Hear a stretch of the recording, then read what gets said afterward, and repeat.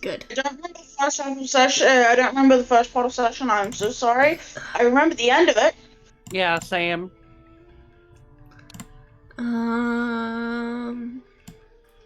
So let me check my notes. There is a child that we have in our possession. There was discussions had about the devil's situation with Ixalia, about what we were going to do with that.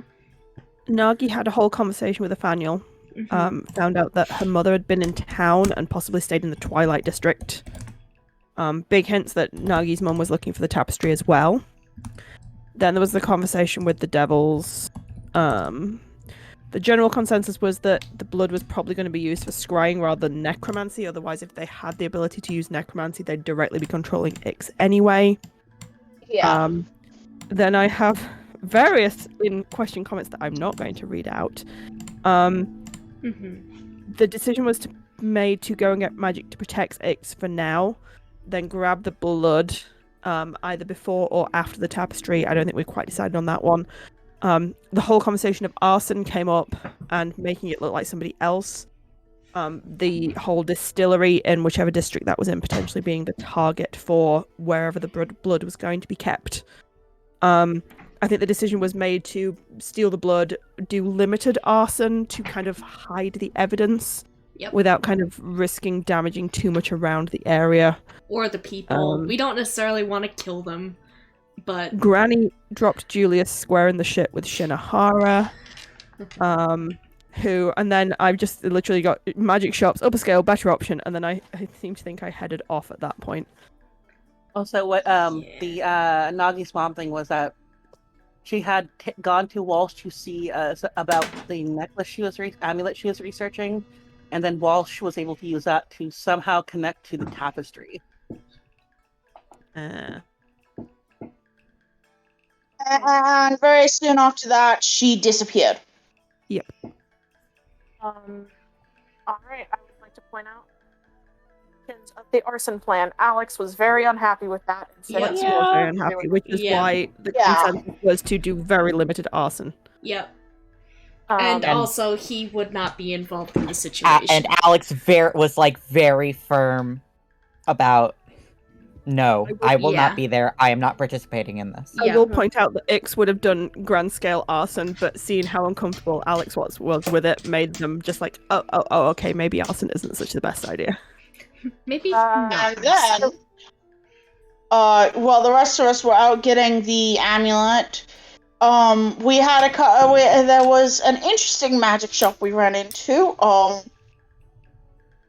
not sure my thoughts on it. Where a lot of us got cool stuff, but we were able to get the amulet. And while we were out, Julius and Nathaniel did some bonding, did some minor art therapy together before there was an extremely loud banging on the door. Julius, understandably wary, answered it and got an earful from his mom. Yep.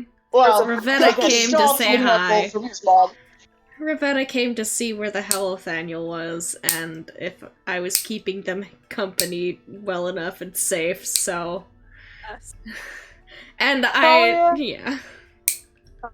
Ixalia, you are somewhere in Julius's home, possibly turning over things, sharpening a knife, doing something, when you hear first a loud banging sends your hackles raising, until a second later you hear the shouting of a voice. You can't quite make out what she's saying, but you recognize it as Ravetta's. And by the time you come out of where you were to see what's going on, Ravetta has Julius basically by the ear. I forgot about this. Out of the kitchen area where Nathaniel seems to be sitting with some art supplies in front of them, and she's pulling him by the ear into the living room. He sends Ix a look and just mouths like, keep them company, and like points with his eyes in the direction of Nathaniel. This is like, both hands up, like, I surrender, I'm not getting involved, this is your fucking problem, not mine. And then they slide into the kitchen, nod to Nathaniel, And just like, well, I mean, I suppose it's nice to know where Julius gets his, dramatic streak from, right? They are kind of looking out the door towards where Rivetta is like, where Rivetta and Julius are standing, and they kind of worry at their bottom. Oh, quick check. Are they kind of full on shit? Is this serious? Is this something else? Make an insight check. Yep. Give me a second. I'm just opening my sheet. Because I'm just remembering they have minimum. Oh shit, 4. Oh no. You can't really read what's going on in their head, but they do kind of at some point look at you and they're like,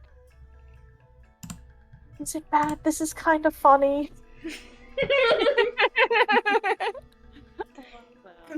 Julius No, would want them to laugh.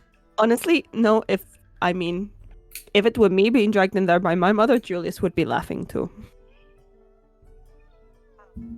Speaking of Julius, you are let go finally. He just kind of stops and rubs his ears like, jeez. He takes a couple more steps and then whirls, and her arms are crossed in front of her chest. He gives her a look for a moment, and then he's just gonna mimic her too. Just like a raised eyebrow, like what?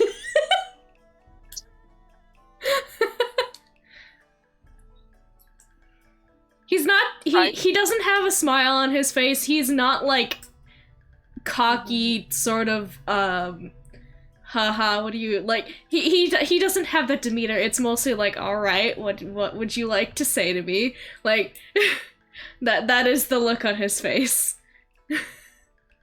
She meets your gaze, and you see her, like, take a breath, and she's like, "Clearly, you are an adult, and you can make your own decisions, and I have not been your guardian for a very long time. However, I would like to ask, what the fuck are you thinking?"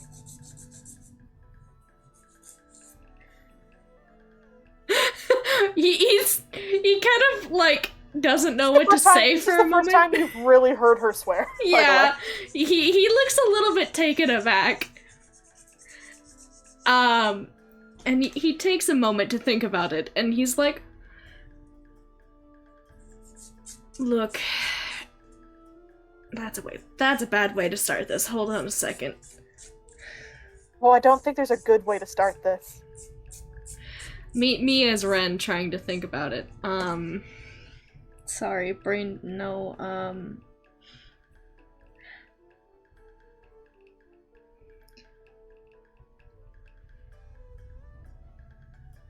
Look, there was some... I had a feeling that if I let this go with no influence, it would not work out. In either way. It was what I had been shown in...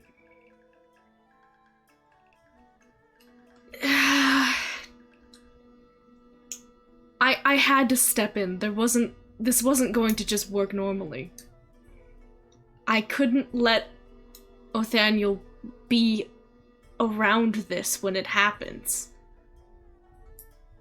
Whatever you're planning with everyone else,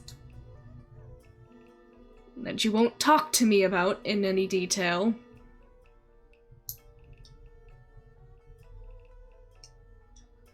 I'm trying to make sure that they stay safe and that they can't be used against myself or you or my mother.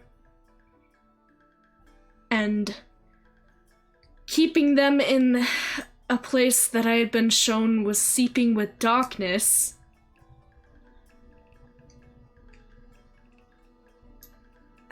I couldn't just let them fester there. That wouldn't work.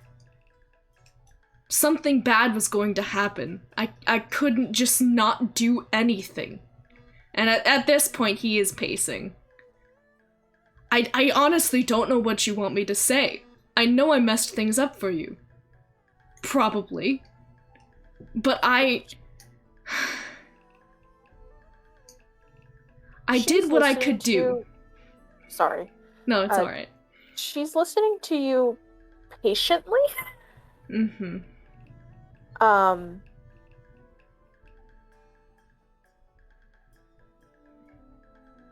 Like very much kind of just like taking in what you have to say. She's not interrupting you. She is very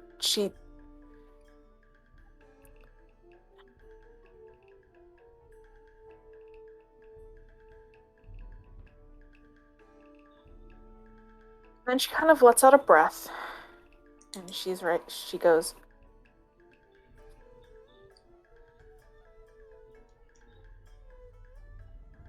I am upset with you.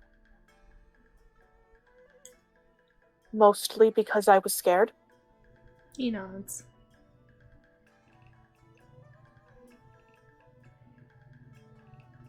You alright? We haven't been completely forthright with you.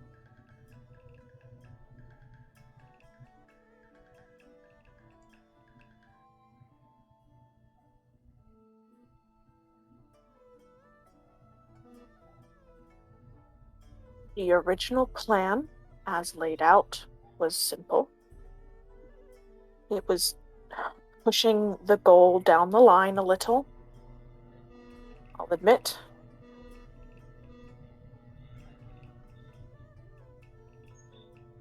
We were just trying to get over this particular little hurdle without putting their life in danger too much. And her voice drops and she glances towards the door when she says that.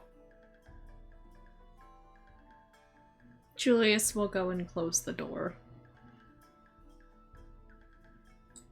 I don't mean to keep things from them either.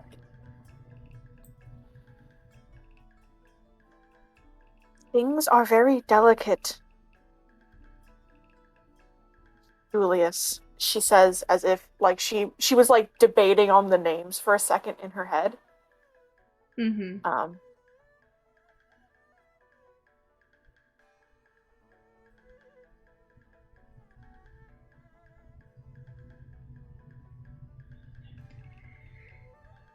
Gave Inway a heart attack. We did try to tell her. And ask if it was going to be catastrophic. But obviously there wasn't a way she can directly say that.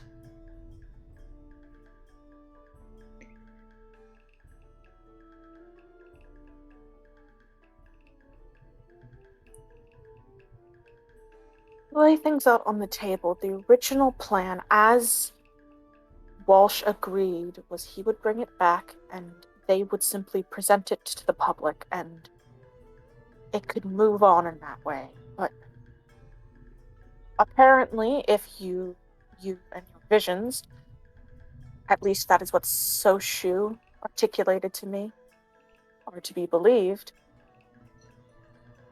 he went back on it. Julius nods. It was either too hard for him to get himself, or he didn't find it in the first place. The area it was in was undisturbed entirely. Like he'd never set foot in there.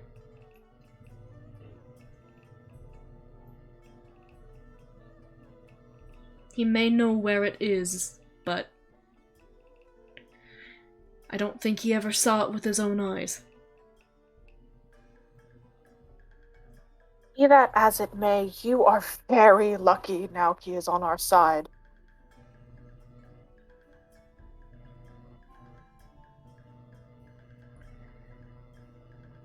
Yeah.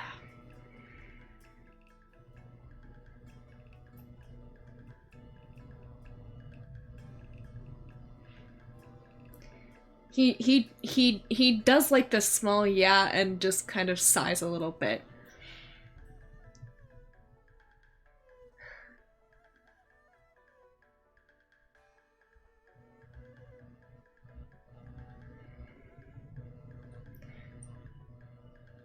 To be honest with you, I didn't know what else to do in the situation.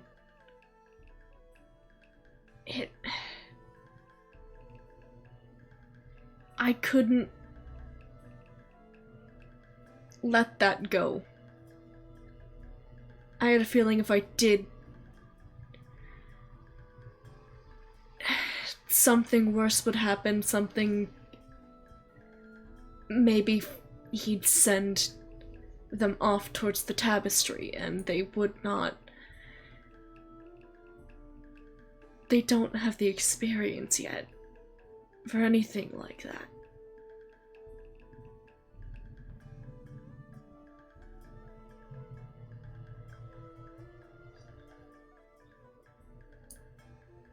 And they... No, I know they don't. It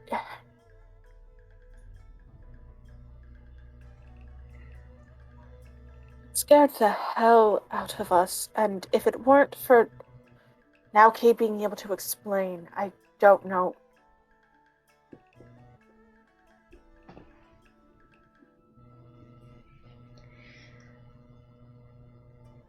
He comes over to you, and you're not sure what she needs. She's like, is going on in her head for a second, and then she just gathers you into the biggest hug. He does like one of those sharp inhales for a second. And it takes a moment, but he eventually relaxes and his like semi-crossed arms relax, and he holds her in a hug as well. Closes his eyes just for a moment and lets himself relax. If you had gotten your fool ass killed down in that cave, I would have. You think that would kill me? That's funny. That's very funny. No, a wise woman told me not to die, and I took that to heart. And he just kind of taps his chest a little bit. He looks down at that scar. And then she just pulls you in. Ah. Which is a little weird, because you're taller than her now. He cranes his neck a little bit, so it works.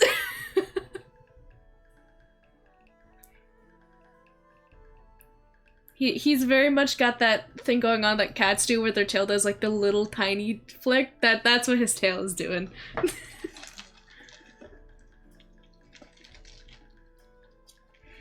I'm sorry I scared you. I just didn't want to have the... Pisses me off that this all happened to you all. It makes me very angry. I'm angry too. I'm angry too. I wish I... It's all so complicated and I hate it a lot. He kind of laughs in that, like, oh, you don't know the fucking half of it, kid. Oh, boy. Yeah. We never told you when you were little. I mean, you were little. I was a 7-year-old boy. There was nothing you could tell me that would have stuck, necessarily. Some of it Or did. if it had, or if it would have had it, you would have run your off to your friends. Yeah. No, I would have talked about anything and everything back then.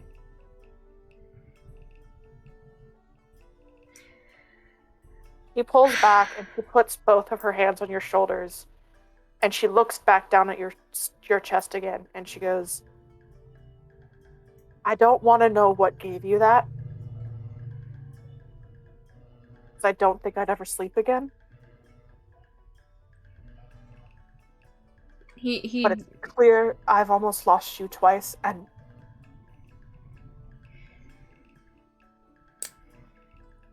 I've just gotten you back, Julius. You can't scare me like that, or Inway. Or...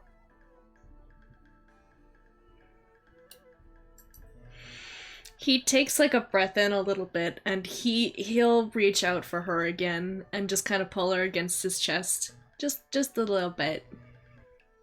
Give her a console a little bit. You're not going to lose me. I'm not going to be going anywhere yet. If I have anything to say about it. And I don't go without a fight either. This is... None of it was provoked by you or Mother. You call her Mother now. It's a new development. I'm trying it out. I don't... It's still weird to say it. But I would like to see her face when I do that. Savannah nods. And then she pulls out of her arms and she's like, I'm supposed to be yelling at you. Are you going to yell at me some more?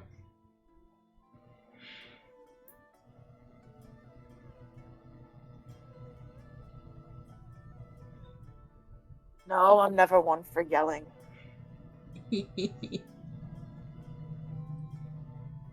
He very much gets that, like, the sly cat, the canary grin on his face. Still scold you. Uh-huh.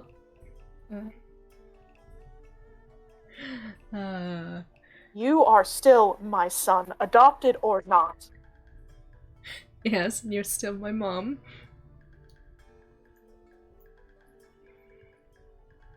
And she has, like, the one finger up in the way that moms do.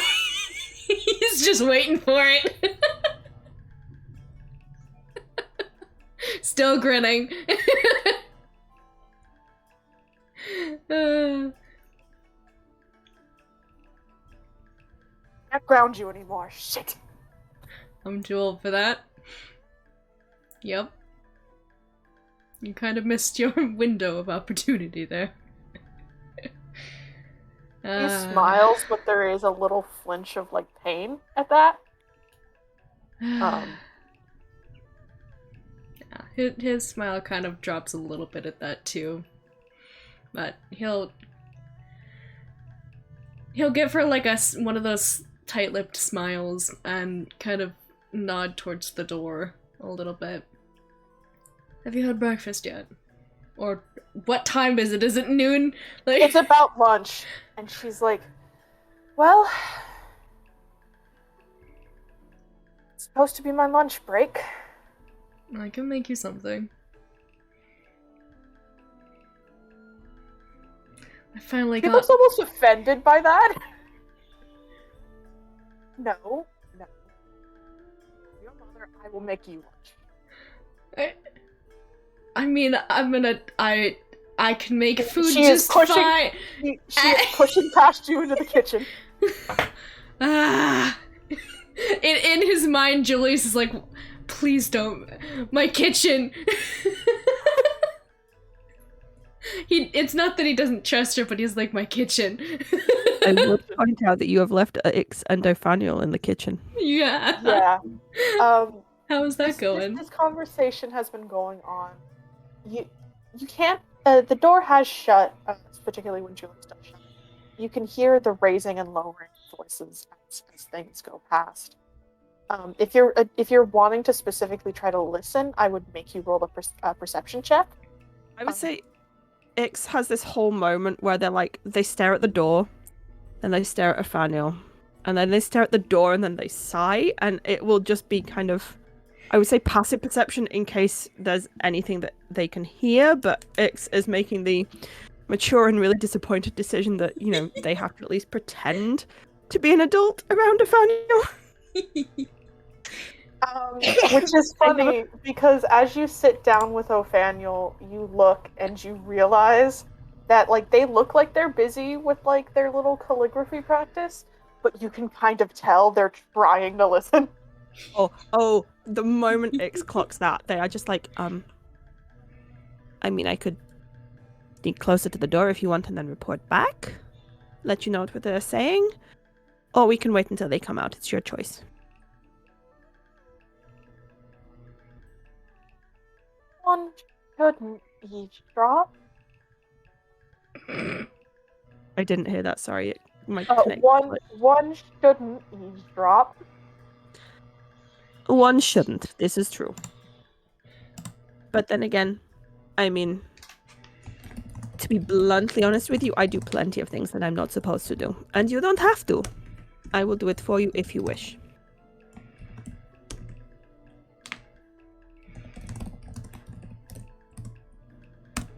Or I can put the kettle on and we can have tea.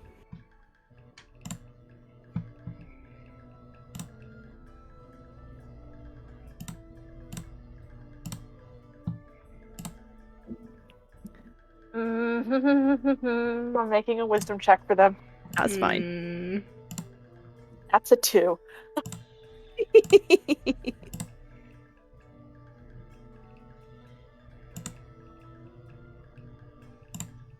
Won't tell if you won't. X gives them a full-on conspiratorial grin. And he's just like, well, I tell you what.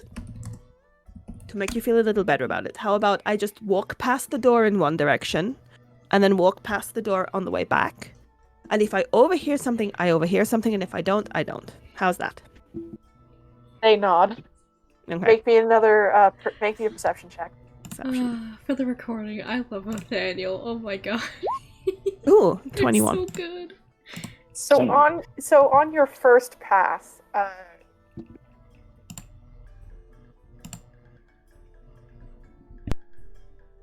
you hear the bits that you hear are essentially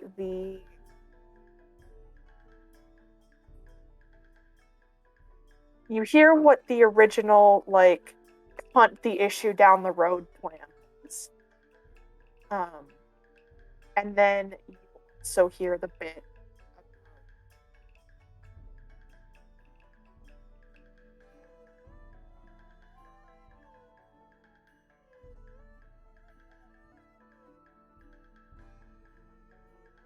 Hello? I'm thinking. Oh. I'm like Sorry, trying to I replay the conversation in my head. I just thought I cut out. No, I'm trying to replay the conversation. You hear the bit about Rivetta being scared for Julius's life.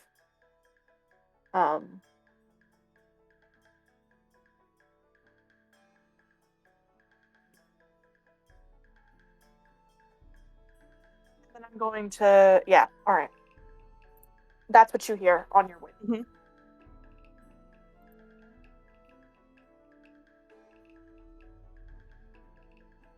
Okay.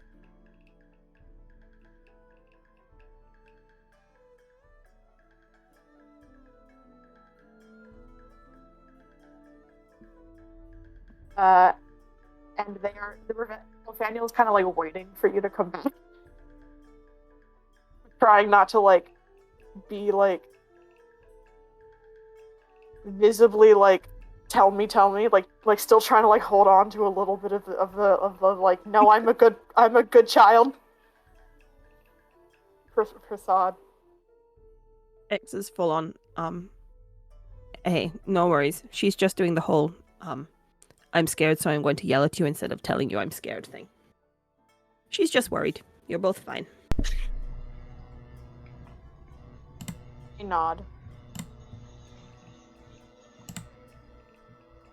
Oops. Shit. Sorry. I clobbered my desk with the water bottle and it makes everything kind of rattle, including my microphone stand. Oh no. X is just like, I mean, do you want tea? I mean, it's nearly lunchtime. We could eat, I suppose. Or we can wait until Roberto and Julius are finished and then we can all eat together. They shrug. I mean, it's best to start tea now, maybe? Well, okay. You haven't eaten since breakfast, right? They shake their head. Okay. In that case then, have you made tea before? I've poured it. I know how to do a proper ceremony. Well, then you're one up on me because I've never done a proper ceremony before, but I know how to brew the tea. So, how about you kind of fill that kettle over there with water, and set it on the stove to boil, and I'll see what's in the what Julius calls a pantry in this place, and we'll see what there is for lunch. How's that? As you say that, Rivetta comes through the door. Very much like with Julius behind. Julius being like, "No, I can make," and she's like, "No." Ix is very quietly like, never mind. You might want to stand back, Othaniel. They look over and like, hello. Rivetta recognizes you. She starts going through Julius's cupboards. Julius hovers just a little bit, just to be like, that one might be out of date. I don't know how long it's been in the cupboard. Maybe don't touch that. You do get a little bit of a disappointed look on some of it. Look, Wait, I just got did back after groceries. 3 years. Don't give me that look. We have done groceries. We did, and Shinohara helped keep it clean, so there's that at least. Ix has just kind of by this point stepped back and is now perched on the edge of a counter out of the way, just kind of hopped up and sat on the counter like, I am staying well out of this because this is a hurricane not of my making and I'm enjoying this. And Ravenna kind of starts going about setting. She's not making anything like overly complicated. In the end, it kind of ends up being like a noodle stir fry. With like rice noodles and such. Yum. But as she is going at some of the veggies, Ixalia, she does look up at you and Ixalia, right? Yes. You remembered. I try to remember my kids' friends. Anyway, Naoki wanted me to apologize to you. Oh, okay. He said he was really sorry for that charm the first day we met. He didn't super elaborate. Oh, that was him. Huh. I mean, he's kind of forgiven. He didn't do anything bad with it, I guess. Sneaky. And Ix cuts himself off, glances at Nathaniel, and just doesn't finish the sentence. He said he wasn't sure why you were following me and just wanted to make sure, and in which case, very impressive you following me and not hearing you. I mean, that's fair enough. I guess I can't begrudge him that.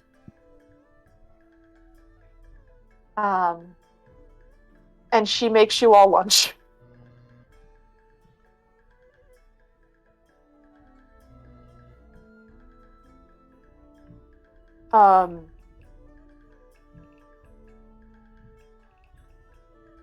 She chats lightly to all of you through most of it. But she does not stick around too much, like, too long once food is actually finished. She kind of gets hers, like, in a little, like,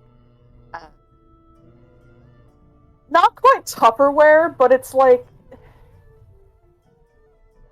she basically refurbishes one of the old takeout containers to take her portion with.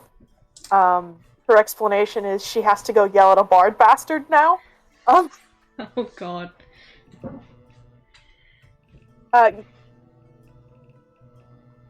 She doesn't say the word bastard, but you get the sense that she was about to get an earful. Travel safe. Don't. If you see any of the devil kind, just stay clear. We're having an issue. She looks at you at that. Oops, sorry. And then she glances at Othaniel, who is still poking at their stir fry. I would say Ix speaks up at that point and is very much like, they're not aware. We're keeping them out of it.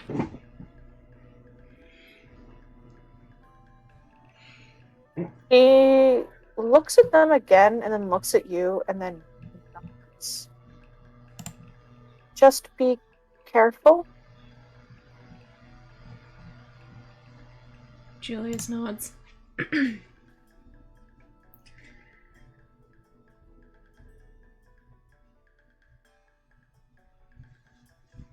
And she kisses you once, Julius, on your forehead, and then Ophaniel's. Mm. And reminds Ophaniel to be sure that they're brushing their teeth all the time. Or every night. Mm. And they're like, yes, I know, Miss Rivetta, thank you.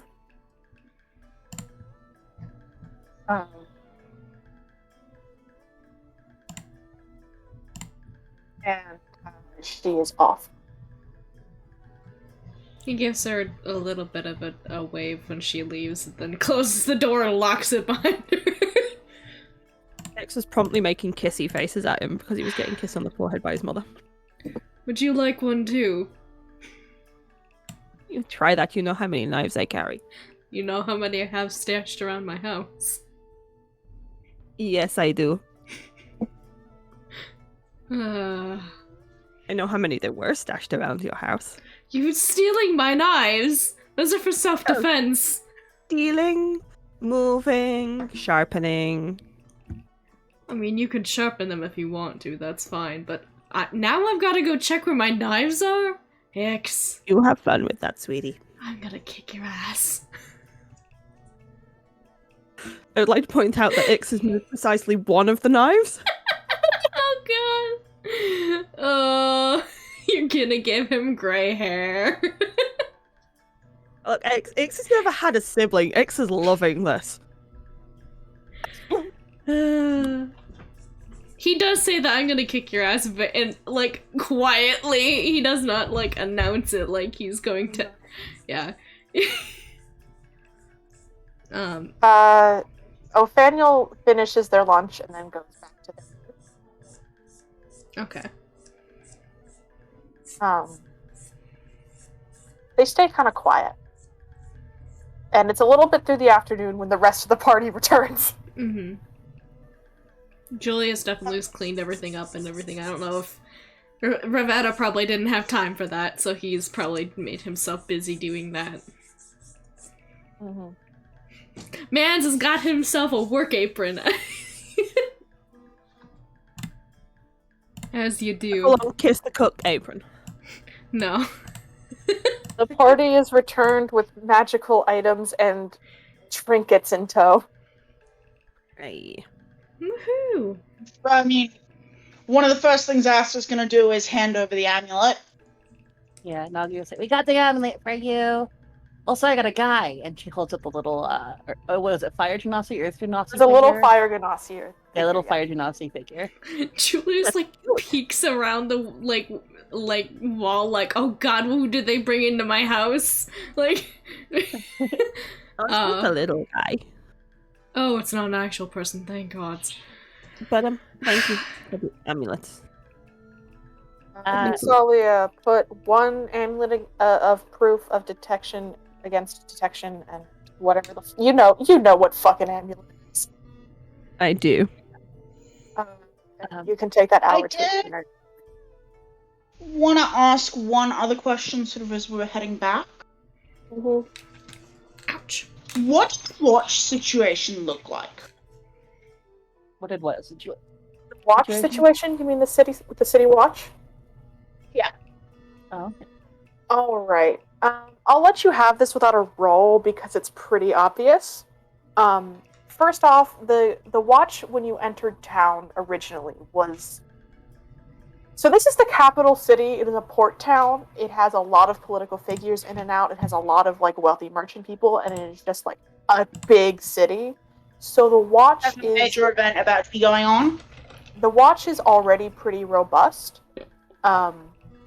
But as we have gotten closer and closer to the festival, the watch's presence can be felt much more powerfully through the city. Yeah. while at the same time seeming a little bit more disparate and frazzled. You've seen notices asking for adventurers to serve as temporary watch guard during festival. Yeah. So maybe that's some of it. Like some of them aren't usuals, and so they're all in uniform. Like they're all identifiable, but like you can kind of tell which one of them are like city guard, and who's seasonal temp work. The presence around the entrances and exits of the city has particularly grown. I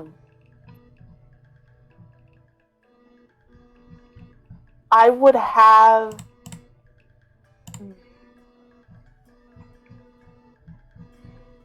you roll an insight as well.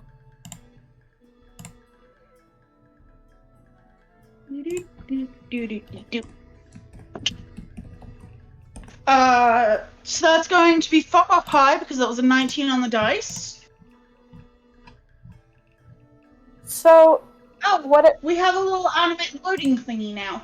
I'm looking for what his insight mod is. So yeah, 25. 25. So, in general, that sort of seems to be the vibe. But then at one point, as you're walking through the Twilight District, you seem to move past what must be like a post or like somewhere that like there's like officer like offices. And there's kind of a weird coming from it. Particularly the one station not too far from the town. Yeah. It seems that news of the kidnapping has at least probably reached the upper echelons of the city. Yeah, makes sense. There does seem to be an odd amount of guard moving in and around the temple. Yeah, that makes a lot of sense. Some of them appear not to be normal guardsmen, but are possibly investigators.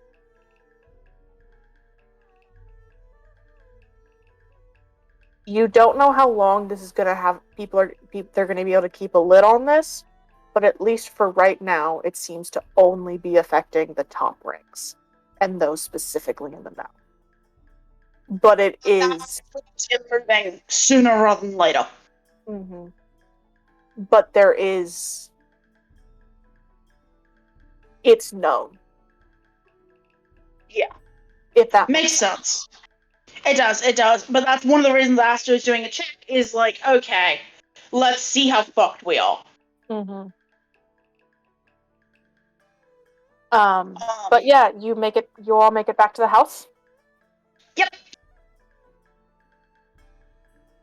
Oh, quick question. So what did we, I didn't know what we have, but I forgot what that meant about what, Nagi's mom, because it's been like 2 weeks. What do you mean? What did we infer from the stuff we gathered from Nagi's mom? That Nagi's mom's disappearance was not planned by her, and seemed to come at a time that she wasn't expecting to leave town. Okay.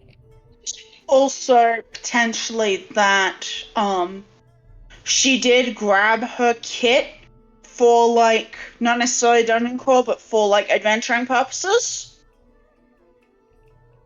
But had left. No, that part is a given. Mm-hmm. Yeah. Yeah, no, but I'm... Okay, yeah. So, she left for some kind of adventuring bullshit and didn't make it back.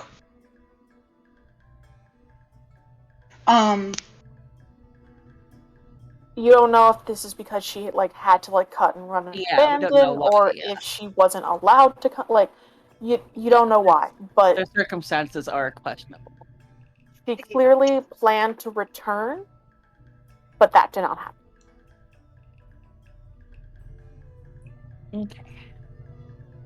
Oh, and that's right. And she, also that we learned that she was intending to get the amulet back from Walsh. That's right. Yeah.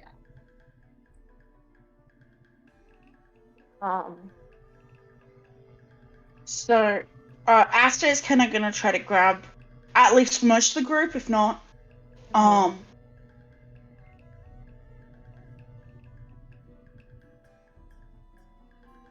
You can all be gathered up.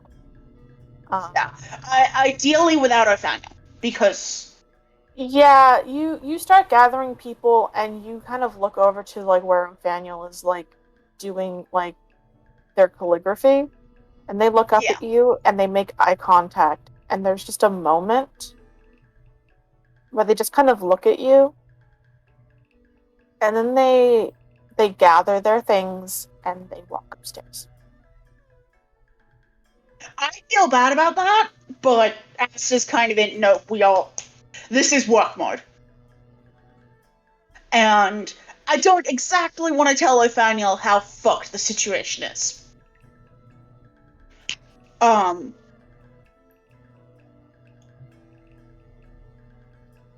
You are able to gather the group in like the living room. Okay. So, we've got some good news and we've got some bad news. Bad news, the Watch are aware of, or at least the upper parts of the Watch are aware of Nathaniel's disappearance. There are investigation majors currently looking. Related minor good news, finding time to cleanse, things like that. Makes a pain in the ass. Second bit of potentially good news, it is only the upper ranks as far as I can tell, which means that the gates aren't yet being watched to the degree of scrutiny that. However, that does mean that if we're going to do this plan, we need to get moving soon. I agree. I mean, much as I would like to deal with the other matters in town, if they're going to close the gate at some point, it makes sense to get out now. Yeah. We can't. Theoretically, that amulet will mean that the other matters can be tabled slightly. The only thing that means we need is a location. I know there are people who can divine information, but now we're kind of broke, and I don't think we could afford such services. We'll need to find another way to try and gather information about the tapestry. She kind of lowers her voice when she says the last bit. Yeah. I mean, how much does Othaniel know about where it is? I mean, they've been studying this sort of thing, right? As far as I remember, Walsh was the only one that knew the location of the tapestry, or seemed to know. It wasn't something that he shared with people, I don't think. Ugh. The man's an asshole on so many different levels. Yeah, but at the very least, there will be people who know, at the very least, roughly where he was going, what direction, and because a high-ranking man moving with a god doesn't move quietly. I will remind you, though, Othaniel's not going to want to leave the city. Unless we're going to look for the tapestry. That is their condition. Mm-hmm.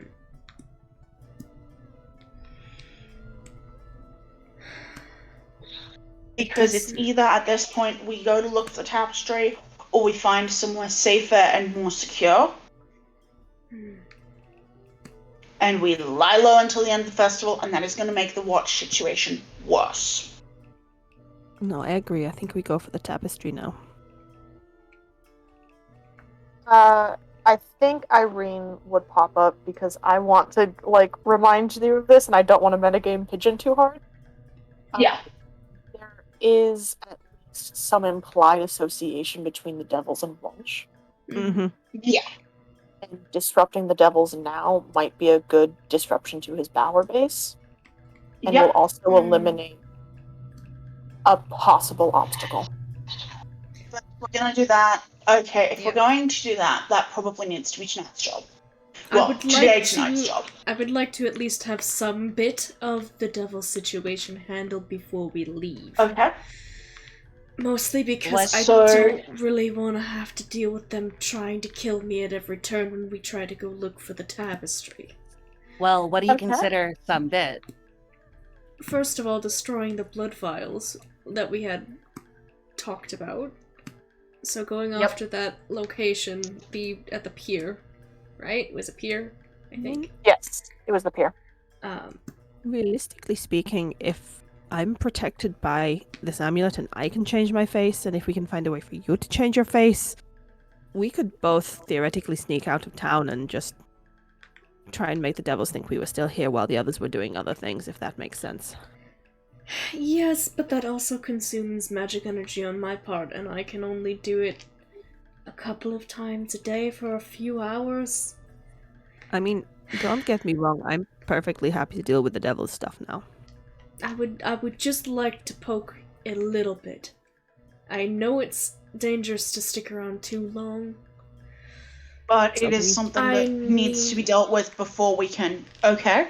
Yes, this needs to at least have steps taken to disrupt and maybe throw them off our trail for a while.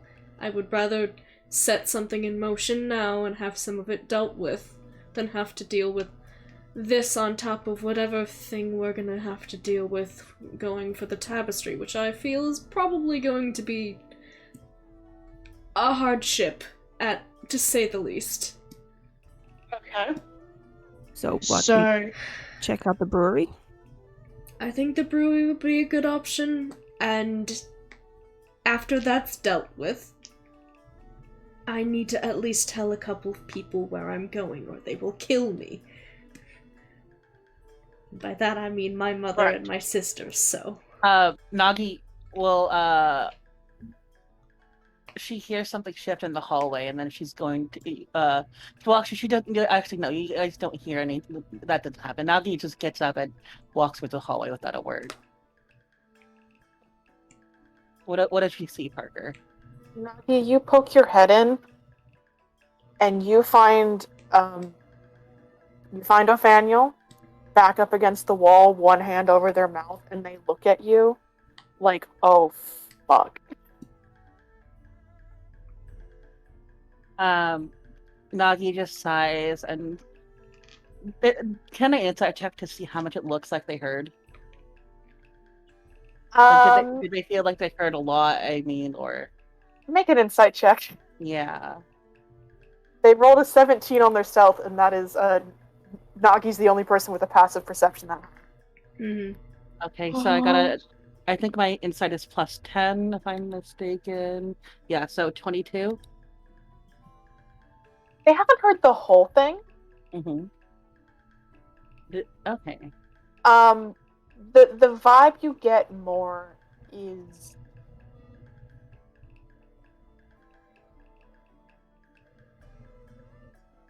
there seems to be a bit of anger insofar as much as y'all are trying to make decisions about my thing without me Yeah. and keeping me out of the loop, and I'm kind of upset about it. Mm-hmm. Yeah, Nagi will sigh when she realizes that and say, God, we are stupid. Why don't you come join us, Othaniel? We should have included you. But like your parents and those in the temple, we coddled you and tried to protect you from too much. The fear, that was the other thing you could see, and like there was a shocking amount of fear when they realized they had been caught. And it kind of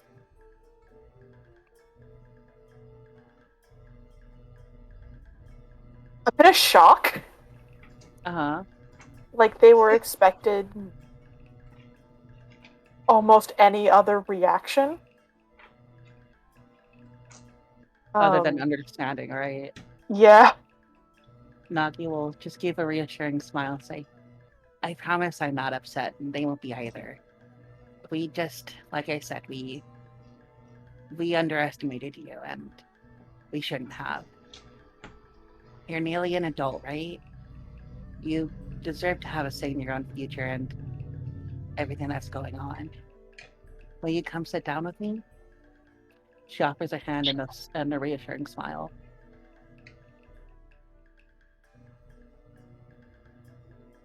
They kind of look at you for a second. I want you to make me a persuasion check at advantage. Yeah, sure. Oh, that first one was really good. Let me see if I can do better though. Nope, first one is better. Let's see. 17 plus 5, I think, is 22. Yeah, 22. Yeah. The hand over their mouth kind of comes down, and they don't really say anything. But they reach for your hand, and you can see they're kind of shaking. He'll give a reassuring squeeze of the hand and say, no need to be afraid. They won't be angry either, I promise. I know what you heard is probably a lot, but I can guarantee you that we're honestly looking out for what's best for you, and Julius, and even our friend Ix. Ideally, we don't want anyone to get hurt. There's so many cards there's so many balls in the air, and we're trying to juggle them all to the best of that we can. And right now, you're a part of this team, and it was dumb to not include you. So, we are going to go back to the table, and I'll let them know that you have a seat there as well. Is that good?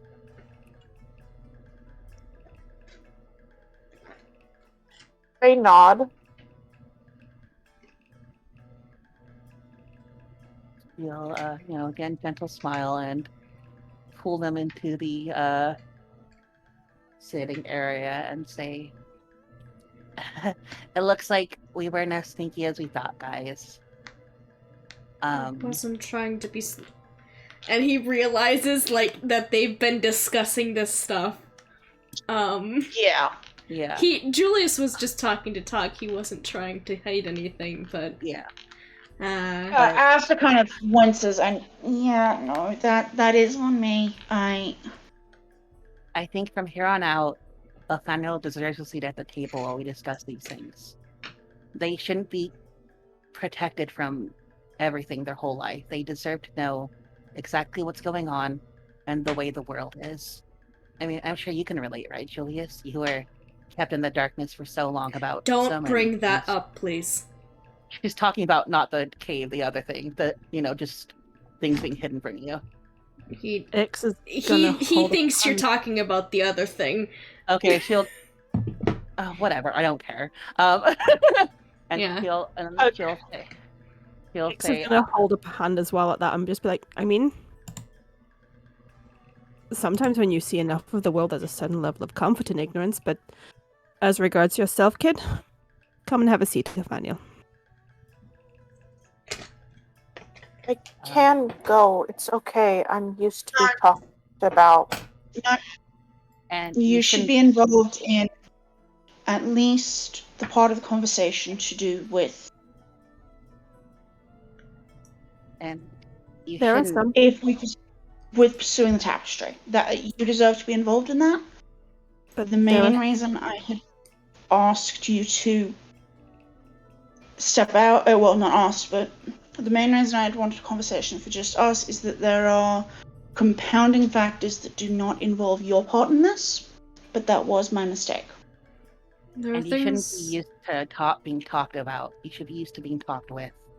And we'll start doing that from now on. Julius nods. There are things that I don't want to involve you with. Some things in my life that are not good, necessarily. And I would like to keep you from them, not because I don't think you are brave enough to handle them, but to keep them sequestered to me alone if they hurt someone. I'm only trying to be safe about it. I don't mean to keep things from you, Nathaniel, I promise.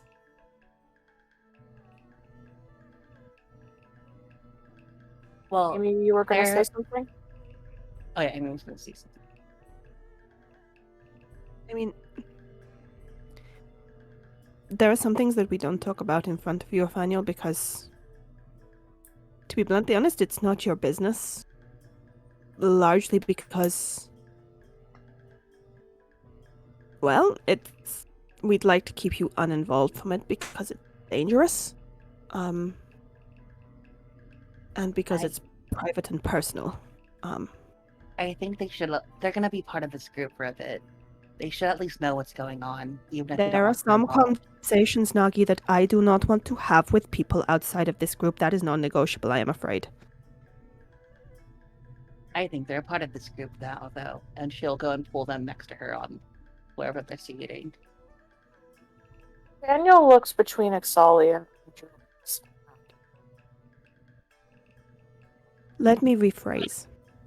There are certain things I have been witness to in my past that I do not want to inflict upon Nathaniel. Is that clear enough? That I can respect. Thank you. The same goes for me.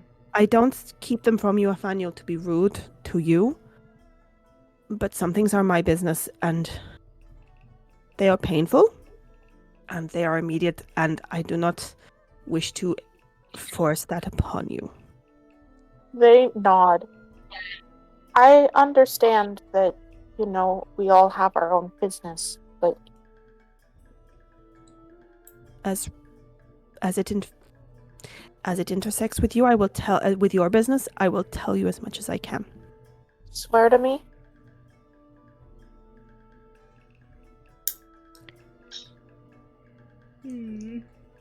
I promise that as much as I can, if my business intersects with your business, I will tell you about it. And they look at you, Julius. Julius nods and he'll hold out his hand, and he's gonna hold out his hand and just say, "I pinky promise." Blah. You what? Never heard of a pinky promise. Nagi looks at her pinky. I can't say that I have, no. Daniel also looks confused. What sort of... Oh my god. Alright. I swear to you that if my business involves yours, which some overlaps, I will let you know, and I will keep you within the loop. You have my word. And now, unfortunately, I think they overheard the last bit, so I don't think there's a use hiding it from them. It might just... Well, what do you think, Nathaniel? Do you want to be included on this part of the conversation, or would you rather be left out for now?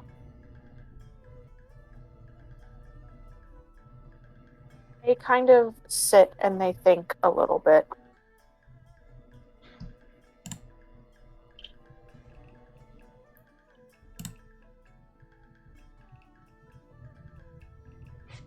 I'd at least like to be here for scheduling. Do you call it scheduling? Is it?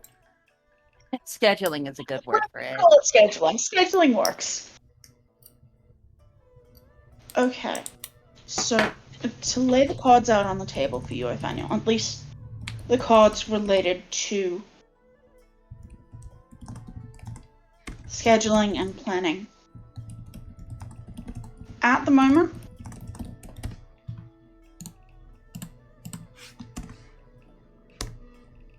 he's just gonna go for it. At the moment, the upper ranks of the Watch are aware that you're missing, and it has not currently spread further, and it has not spread to the general populace. Once it does, our ability to get out of the city with you is gone. Even if we are taking you to retrieve, even with taking you to retrieve the tapestry. So that puts a time limit on how long we can. We do need to find definitively where we would be going. Mr. Walsh would know, and Miss Enway would know at least the general area. I know they write.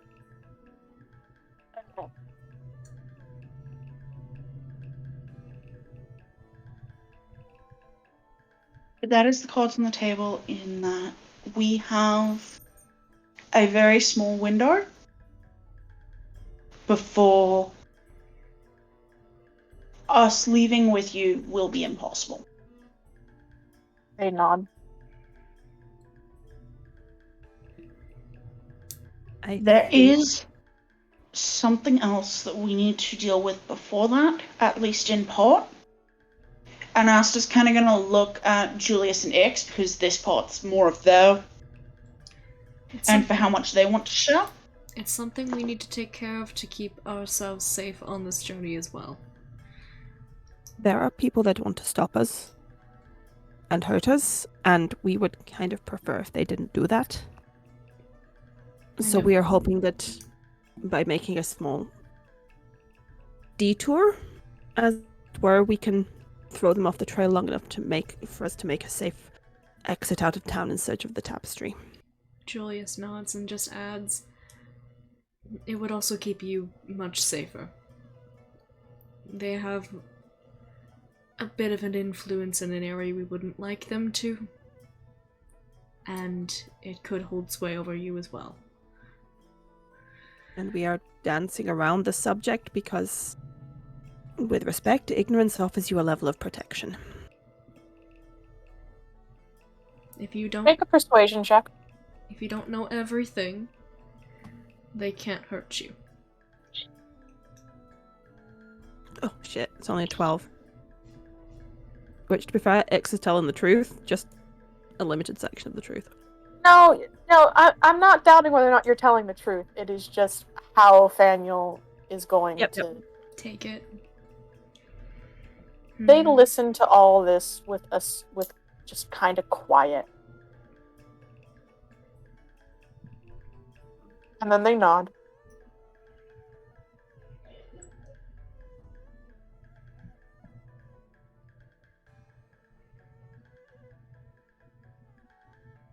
So I'm staying here for another night at least. Yes, we need to make preparations. Make sure we have things for travel. Notify people. We need to know which direction we're traveling in. Exactly. Yeah, which I think means that maybe one of us should do, if you agree, one of us should do a sending to your mother and ask. Because I feel like by this point she knows that we aren't going to be swayed from this. Is there something? Is there some message you would like us to include in that sending to your mother? Something that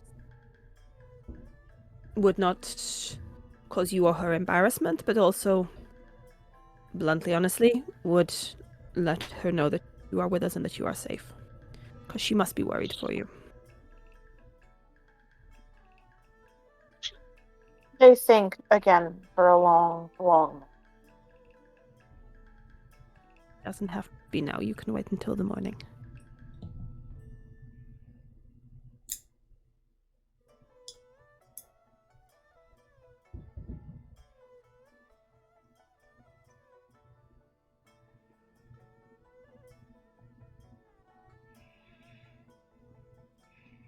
Would like her to know that I at least say hello.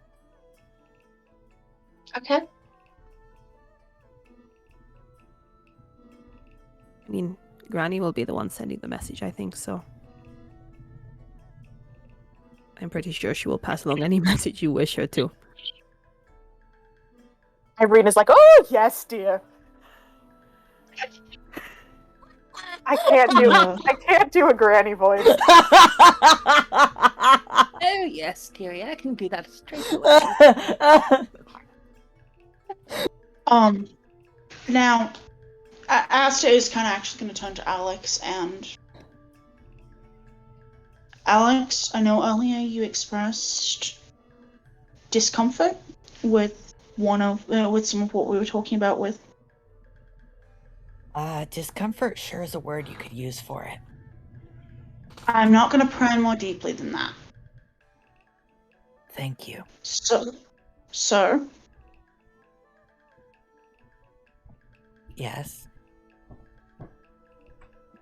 if we do this, do you want to come with us?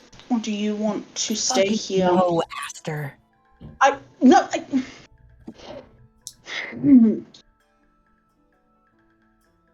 said no already. I'm not. So do you want going to... anywhere near that? Okay. I don't know what else you need to get done. I can stay here. I can do anything else, but I don't want to be in the district. Okay. Okay.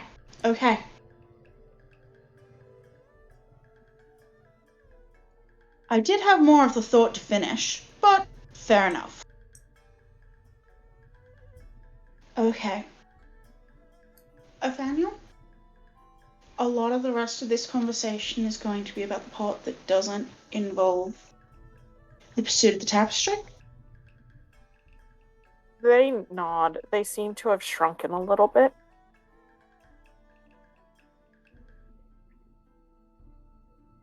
Are they sat close enough to Ix that Ix can reach out and kind of just tap them gently on the ankle with their foot? Yeah, probably. Ix is just going to kind of lean over and just kind of tap Nathaniel's ankles a couple of times with their foot and just be like, "We're really not mad at you, you know." And they kind of glance really obviously over at Julius, back to Nathaniel and kind of cover the mouth and kind of like, "I'm actually kind of proud."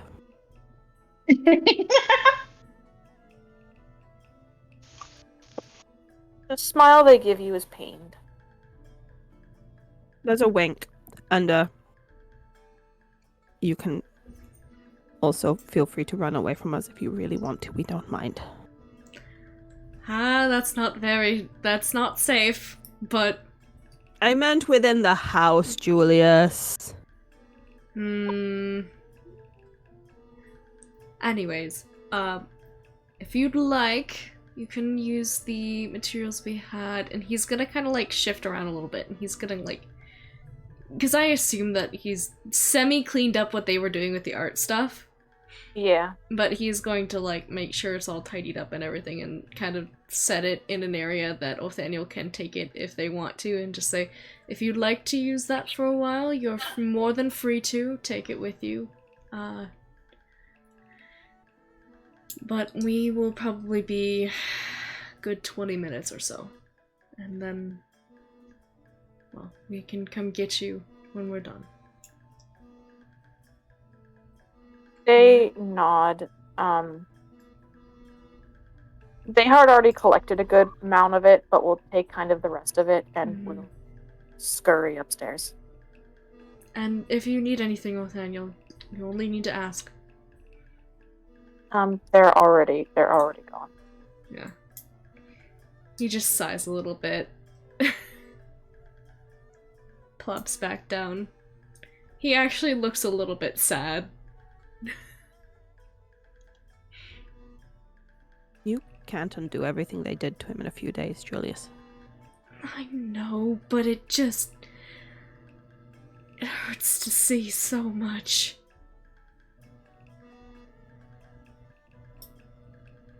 And for a moment you actually see like that genuine like pain in his face, and then it is gone in an instant.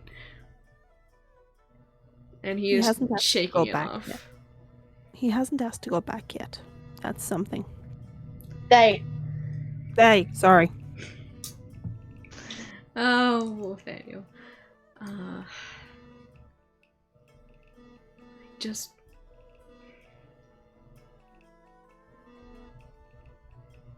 I feel like a bad person.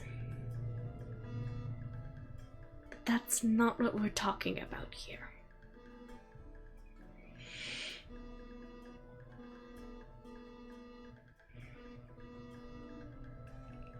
Okay.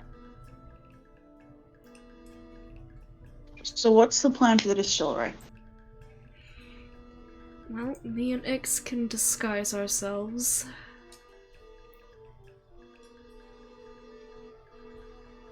Both fairly sneaky. I know Nimmer has the ability to make people invisible, right? And Yes. um, I don't know that we have the time for anything overly refined, no, I don't think so. but I think the quicker we're now in and out of there, the better. Mm-hmm.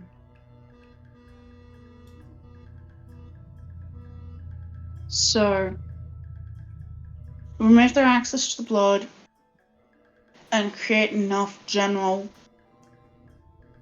chaos that it looks like that wasn't what we were after. And if we can pin the blame on somebody else, that would be even better. Mm-hmm. I don't know how much they know of what I can do. We probably have to assume they know something. Yeah. Parker, I have a question. Mm-hmm. Would Julius know anything about, like, when would be the most busy time for the skulls? Like, would it be a later night thing? Like, would it be an early... The like, devils? yes, The the devils are devils, yes. Sorry, not the skulls. The You're good. devils. So, What was that? yeah, I'm just thinking. Oh, okay. I'm gonna say this question isn't specifically to this particular brewery, because what hours of the day Yeah, are the I know. edibles active is It's- a weird question. Yeah, Like, I mean, between the hours of 7 and 8 p.m., we do they no have working time. hours? Like, Well, no. Do they give tours? A lot of breweries nowadays give tours and like tasting. Oh my god. We Like- are a criminal organization, except for Fridays from 5 to 6, where we have our company picnic. we And have no a potluck time. every Brewery that Wednesday. we don't talk about. And like, is there stuff like small batch? Is it like the watered down stuff that goes everywhere? What are we dealing with here? I'm gonna cry. Isn't it like a repurposed brewery, so it's not like an active brewery anymore, right? It is technically active. Uh-huh. Alright. In the way that it turns out just enough, like, ale to be, like, in theory, a real business. It's a business. They sell one type of craft beer, that is it. Pretty much.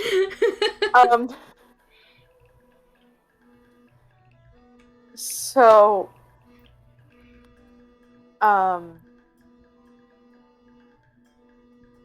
more than likely, the brewery itself will not be in operation outside of normal working hours.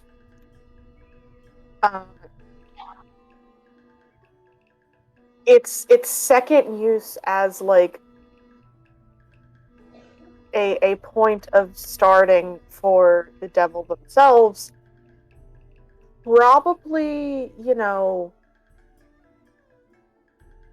that gets a little bit more hopping in like the dead of night. Mm-hmm.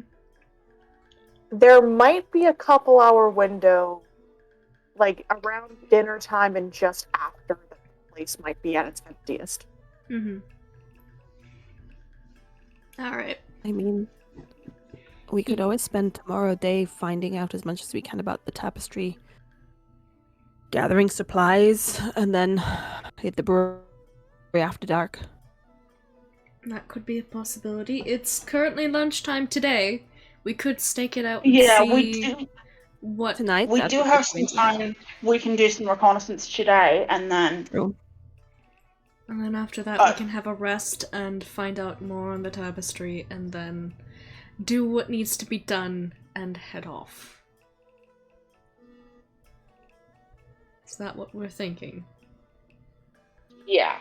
particularly with the increasing watch situation. Something like this. We also don't know when Walter's going to get back. But anyway, something like this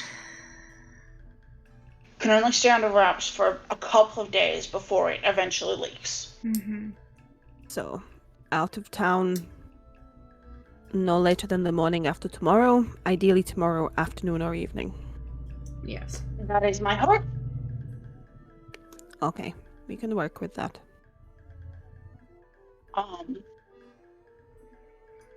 That does mean I should probably give my sister a heads up that I will be gone soon. Good luck with that. That's fine. Probably give her that heads up, and probably give her the heads up that... I mean, you could always tell her when you're on your way out of town tomorrow. No. She would be very upset if I just dropped it on her. She would. I like your sister. I love her too.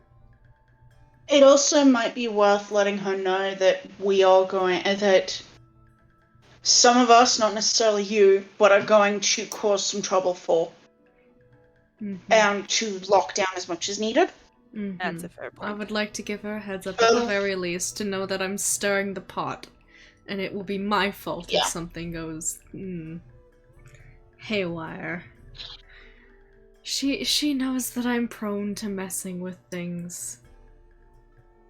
I just can't leave things alone, I suppose.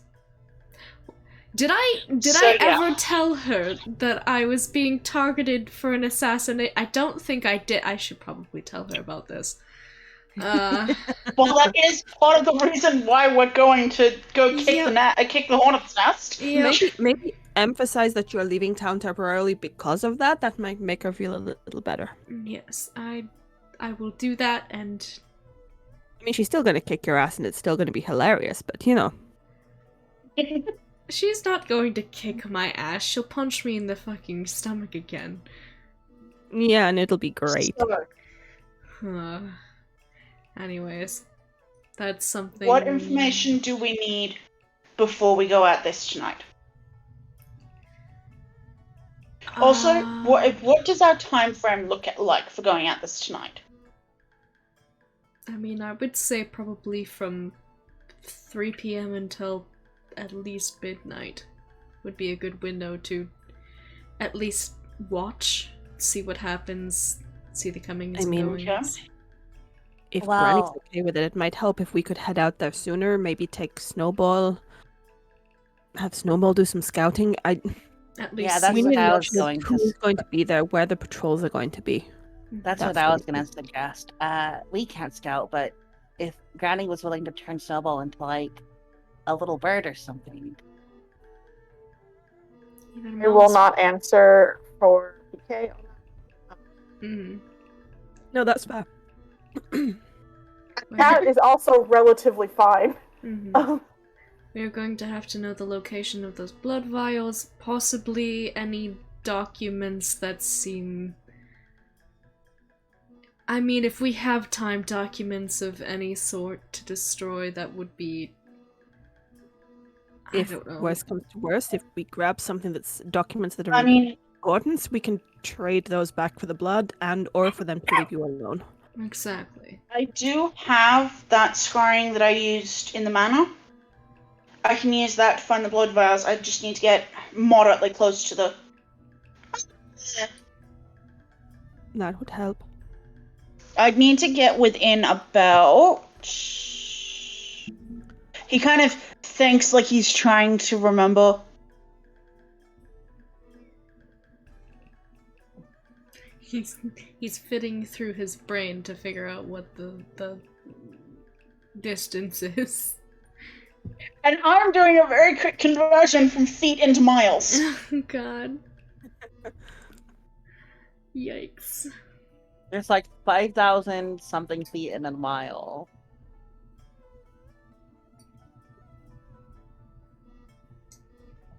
Look, feet, inches, and miles sucks. Mm-hmm. Yeah. Listen. And it's entirely the British fault. Yeah, I was gonna say, we can't go, like, what are we gonna do? Do what you guys do and measure things, like, by the heads of stones or whatever. I don't know. Oh, it's much worse than that. It's much. I need to be a bit less than a quarter of a mile away, but after that I should be able to get at least a rough pinpoint.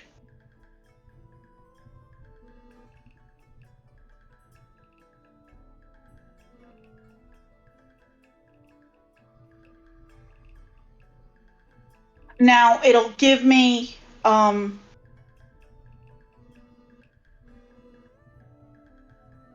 until we get very close to it.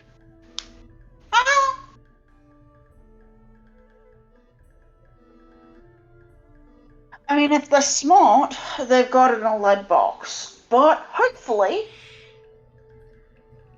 I'm also they're cocky enough. Sorry, go ahead. That's because I can use it to ping at least the nearest object. I can either get a distant ping that'll tell me the general sense, or it will let me get a very precise on one of them, which is alright if they're together, but if they're not, we have a problem. Okay. Hello. Hi, Sorry, I'm way BK. later than I thought I was No, gonna be. It's okay. Hi, BK. We're discussing the plan for the brewery, and we had a moment ago we had suggested scouting in some way, and Nagi said both Nagi and Nix brought up using Snowball to scout, and Nagi brought up maybe potentially turning Snowball into, just for a short while, like a bird, so that way she can get up into places and. Be tiny. Unfortunately, that is a hard no from me, gamers. Jeez. Snowball will be cat-shaped only, I'm afraid. What was I Oh gonna well. She's not a bird. If that idea was broached to Granny, she would just be like, but she isn't a bird. God. Um, I was gonna say. So, very, very quick update. We're kind of figuring out what we're doing. Julius got a little bit scolded by his mom before she remembered that she can't ground him anymore, and Damn. Mm-hmm. That's quitter talk. we're currently we came back with the amulet for Ix. We're currently having a conversation involving what the fuck we're planning to do next. We got briefly told the fuck off by Nathaniel for excluding them from trying to plan their thing, which Ash was a bit like, yeah, fair, but actually one of the actually why I separated us was to talk about the part that doesn't involve your stuff and that these two very explicitly want to keep you out of. He got Ix to make it. They got Ix to make a totally serious promise. It sounds very legitimate. Julius. And apparently, nobody but Julius knows what the pinky promise is. Julius is like, and because they were gonna be like, okay, and then does Julius promise? Julius is like, I pinky promise, and they're all like, what? And he's like, Uncultured swine don't know what a pinky promise is. What the hell? What the hell? Listen, it's not our fault you somehow went to our world Europe at some point. No, Granny would know what a pinky promise is. God bless. Someone's gotta. We're currently discussing how we want to do the absolutely not a raid on the distillery, and sort of specifically how we want to deal with the blood vials problem, and potentially make enough problems that it doesn't look like we were going for the blood vials. We basically want to cause enough trouble in the brewery that they have to take a few days to find out what whoever hit the place was looking for. Meanwhile, we can escape out of town with Nathaniel in tow, so that they can go and find the tapestry. We also are going to need to be in contact with Inouye about at least rough location for where the tapestry will be, and pass on a message from Nathaniel. Wait, Britain doesn't use his feet and inches to measure people? Yeah, we do use feet and inches to measure your height. Why is everything? Why does Britain just like mishmashed everything? Didn't they? Holy fuck! Yeah, absolutely. See, Australia's at least, because Australia's got meters and centimeters for height. Weight is kilos. So kilograms. Distance to the next town is kilometers. Look, I can tell you what my And height speedometer is is in kilometers inches. per hour. I can tell you what my height is in feet and inches. Couldn't hazard a guess what my height is in meters, but I can tell you how much meterage there is from the ground floor to the guttering on our roof. God. This is the way it works. 8 meters. The only reason I remember my height is that I'm 169 centimeters. Nice. Nice. Exactly. Which Nice. converts to 5'6.5". Disgusting. Stop. Don't be 5'6.5". I then Google. I'm 1.74 meters. Wait, Amy, Oh, how tall Google are is you? so useful. I'm 5'7". I feel like I forgot that you were tall-ish. I like how none of us are really tall, but we're tall for people Parker in is this tall. server. I'm tall. How Harper tall are is you, Parker? You're 5'9", right? 5'9", 5'10". Like, that's not really tall. Like, that's tall for, like, people in this server, though, is what I'm saying. It's tall. It's above average for both men and women in America. So that's what I consider to be classified as tall. I think it's about the average for women in Australia. What? What the hell, Australia? Why What? are Australians tall? What? Hold on. They're tall because the bugs are big. Average height. Like, Australia- actually, Australia that's the is- problem with particularly the trenches is that Australians were like 6 inches taller on average, so their head would poke out over the. Australia is Oh just my continent. god. Australia is just continent of big year organism.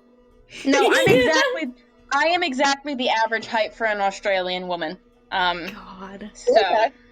See, I'm 5'2". I'm short as shit. you I'm go. Googling this You're because- short no matter where we go, though, Ren. Cries. so rude. See, no, because the average height for a woman in the UK is 5'3". Yeah!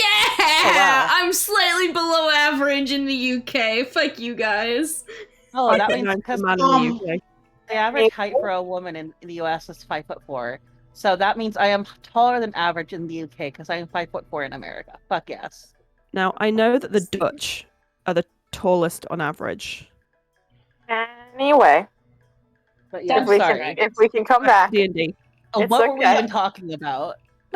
Um, I was distracting people with science.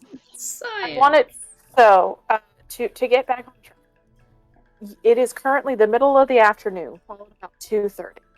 The brewery is probably about 20 minutes away by foot. wait, would that put it within that quarter mile?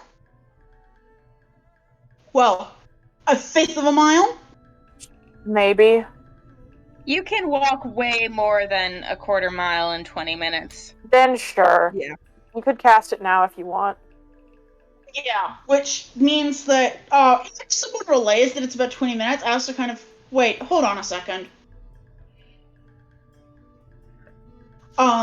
Is gonna pull out the amulet to use it as a in fact I think that he unloops it from around his neck and sort of wraps it around his hand and is gonna try to cast locate object focusing on. Right. So you focus on the concept of a blood vial. Yeah. And your awareness goes out. And you get a ping. You get a ping in the direction of the pier. You also get a ping in the opposite direction. That probably is like a hospital or something. He would very specifically be doing a blood vial of Exalia's.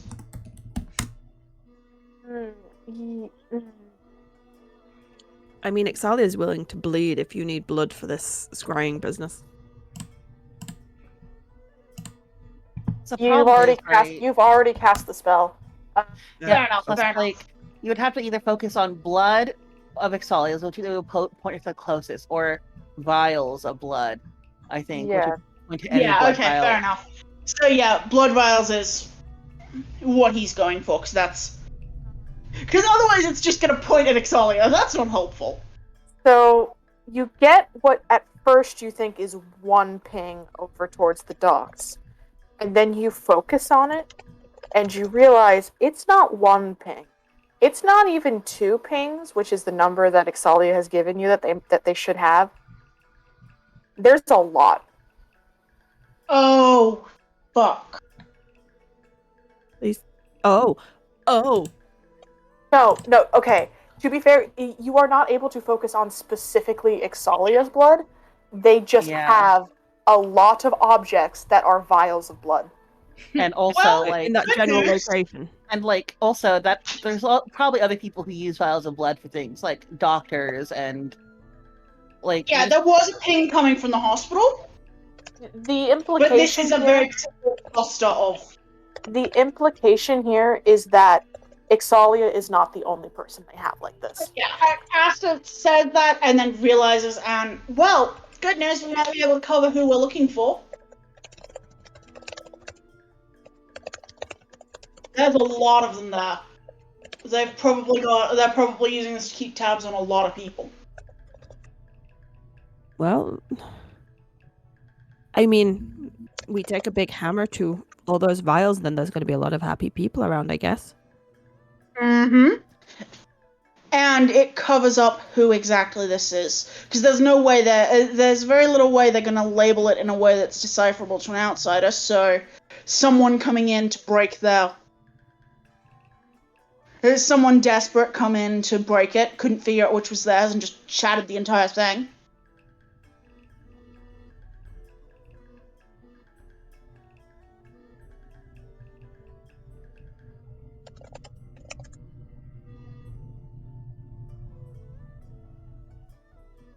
Yeah, I was just going to say, do we want to discuss this quarter-mile thing rather than... I don't care. Yeah, because that would have Fine. really changed how Alex was acting in this. I have no idea what a mile is. I have no idea what distances are. I'm letting the spell work this one time. I don't give a shit. Much Yeah, appreciated.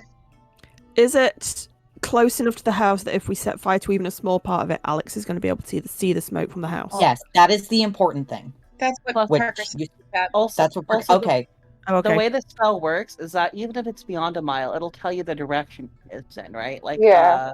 Kinda, yeah. You would be able to see the You smoke. sense the direction to the object's location as long as that object is within 1,000 feet of you.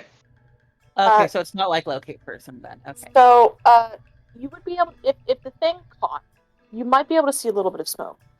However, there is also already smoke in the air from the Smokeway factories. Okay. So it's not like it would stick out. that is.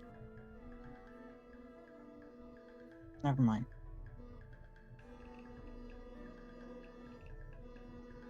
I am sorry that I was not over.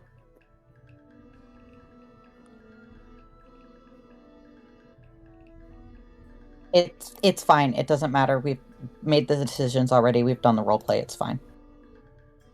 Like I'm not getting the sarcasm out of my voice, but I do mean that. Okay. I apologize that I'm not able to change my tone.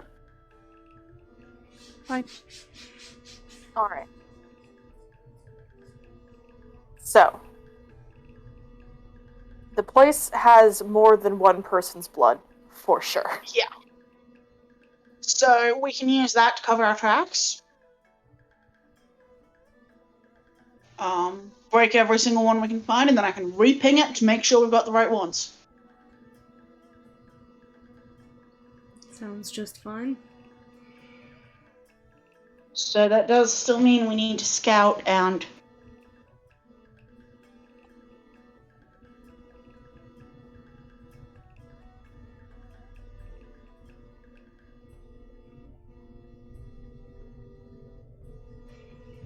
Okay. I mean, if it's that close, I'm happy to wander over there now and just... put a different face on and just do a bit of scouting. But considering as it's sort of, you are the person who this is sort of affecting primarily, is that the best strategy?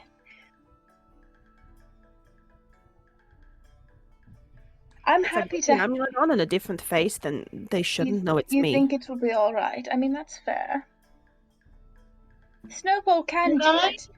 And I mean, she could fly. I feel bad for if you ask her directly, then maybe she would say yes, but... Where is Snowball right now? Snowball enters the room. Yeah, Snowball enters the room. Like the diva that Snowball is. Can Aster try to figure out if he would know with moderate certainty if the amulet would protect against sort of close range? I will accept a no, obviously. Close range what? Well, I mean... Scrying, I think. It protects yeah, against all from scrying. what it gave us... having the blood vial meant that they could tell it was them when they were wearing another face. It's all scrying. Okay. We are back on set. Mm-hmm. Hey, So in that Snowball? case... Sorry, go on. Yeah. In that case, he'd be reasonably sure, because that's the entire point of a amulet of proof against detection location is... Can we do the Snowball bit anyway, though? Yeah, Snowball, absolutely. Hey, Snowball. Hi. Ix is just gonna crouch down in front of the cat and be very much like, I'm getting down to your level. Please don't, gouge me with a claw. I have a deal for you, cat. Creature. Thing. Her chin tilts up and she looks at you. Like, you've seen those images of Penger with the eyes looking like peeled grapes? Mm-hmm. Yeah. That, eyes narrowed in that, go on. How would you feel doing maybe just a little bit of scouting in return for a food item? I would go to fish, I would go to chicken. I may even, depending on the situation, stretch as far as steak. Snowball looks over her shoulder at you, Granny. Irene nods encouragingly. Granny wants the kids to bond. Yes. This is why she's doing this. Snowball's head turns back around and looks at you. I mean, I'm thinking a piece minimum the size of my hand. And I won't even change the size of my hand to scam you out of something. Make a persuasion roll. God, He's going to say, what about the size of his hand? And she'll point to Alex. Yeah, no, don't push. Don't push it. Natural 20. That's a 26. Oh, God. Oh, my God. Snowball's eyes, narrow. And I know, cat's eyes narrowing at you is normally a good sign. Snowball is uncomfortably human. Oh, yeah. As she sort of pads forward towards you. And she, moves her head so she's looking, one eye dead into yours. Like she's assessing you. Oh, yeah.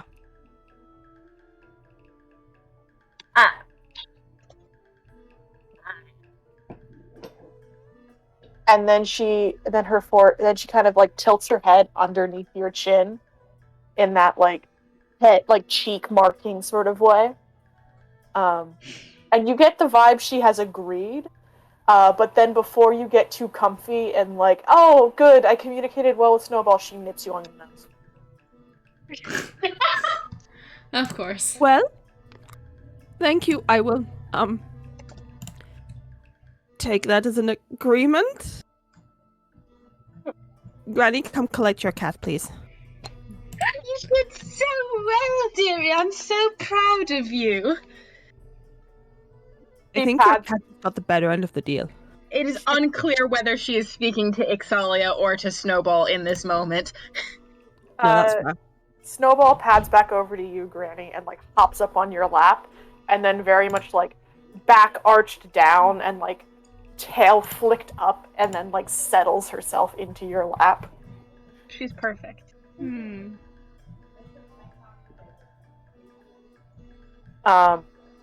But if the plan is snowball reconnaissance, then at least Irene has to be within 100 feet. True and real. Irene does have to like be there. Oh no, the way it works is you can still see through her eye. With her. No, not how it worked in this game. Yeah. Oh, okay. Okay. Yeah.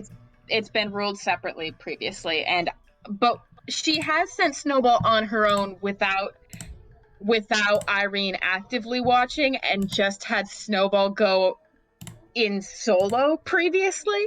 Yeah. That has worked, and then gotten the recap afterwards, but I don't know how comfy cozy Granny is with that concept.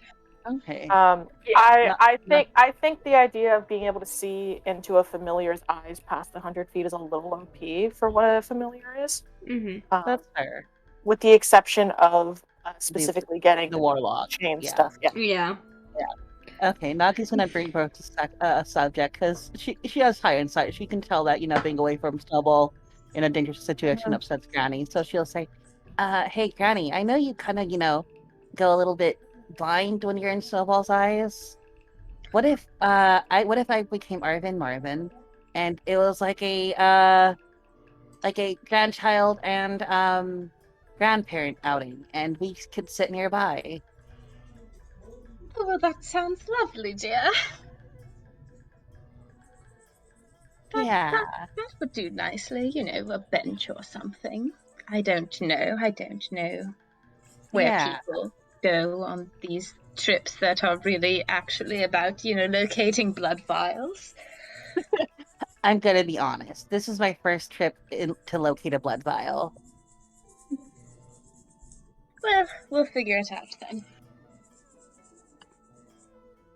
Did you guys want Snowball to be like bat-shaped or something, or do we think cat is fine?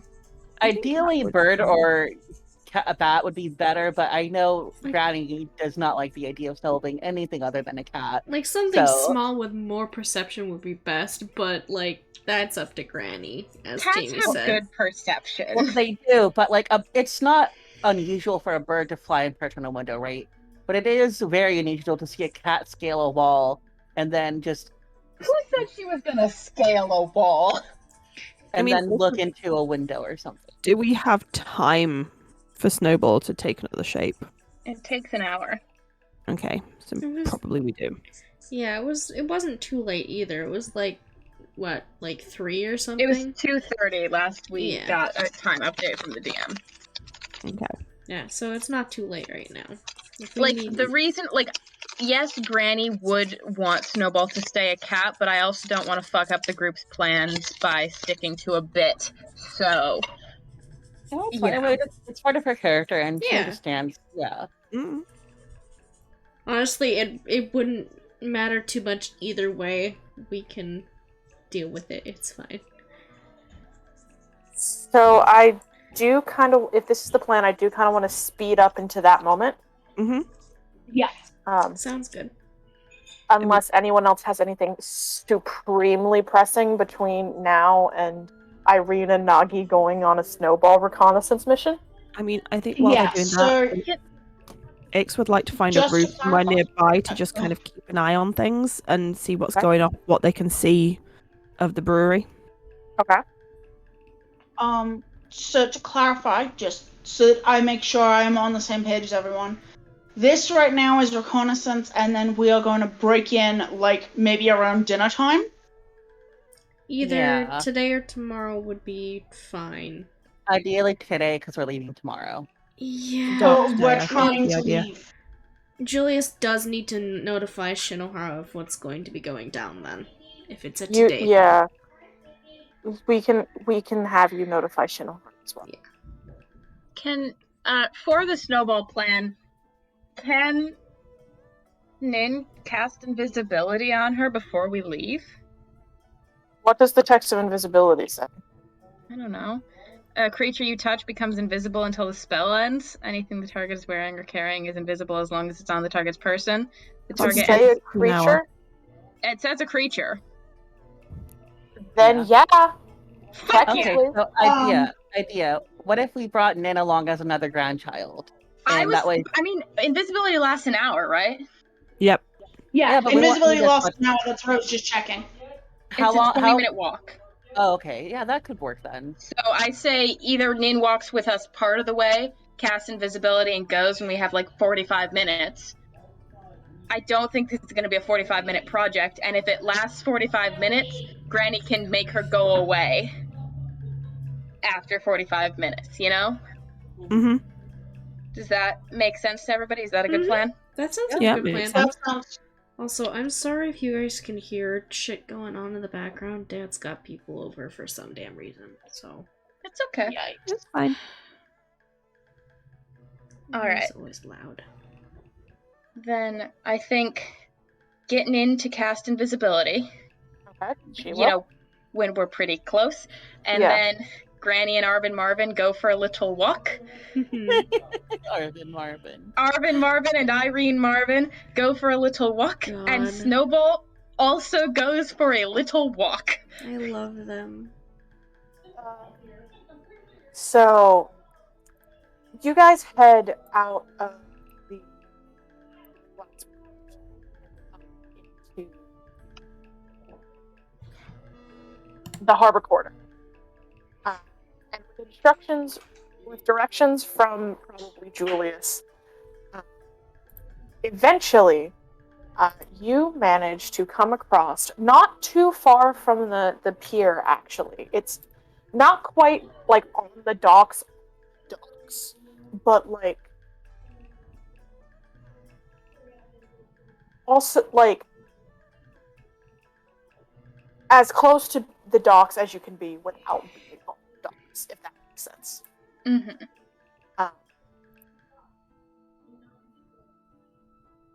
You find a square-ish building, sort of. Sorry, I am looking at my notes. Try to. It's alright. Take your It's time. cool. It's a very solid square building. It looks like it has like. There's one big square section that, from the way the chimneys above, particularly the back of it, look, probably the actual brewery itself. And then there is a bit off to the side, still connected, like it's still same building, but it's clearly like a smaller, similarly square size shape that on the bottom floor looks to be a small tavern tasting area, and the top of which, through like the hint of windows, you can see storage, offices, something.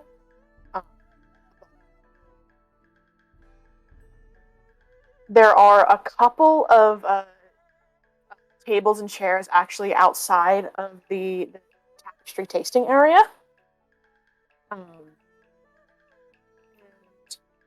There does seem to be one, like a hapless couple, who, Nagi, you can tell, have no fucking idea what this place is. God. So wait, there is a tasting area at the brewery. Yes, because it is a brewery. Okay. And it has to look like a brewery. I'm obsessed with those two. I'm sorry, we're skipping the rest of the plot. I need to know about these two people and their life story. God. Please tell me that you have tasting notes for all these things, Parker. Yeah, like what are the hints of the ale? You'd have to drink it to find out. Damn. But it appears to be a lesbian elf couple. I love Yeah, that. I love I'm that. obsessed Oh, I with that. love them. I don't. God. They seem to be way too into each other to notice, like, the dude who was, like, giving them ale, who clearly, like, you know, there's a certain level of, like, there's a certain type of behavior that, like, a server has when dealing with customers. Absolutely none of that. Out of the window. Looks like just some young dude that's been told, like, I mean, give them beer, I guess. I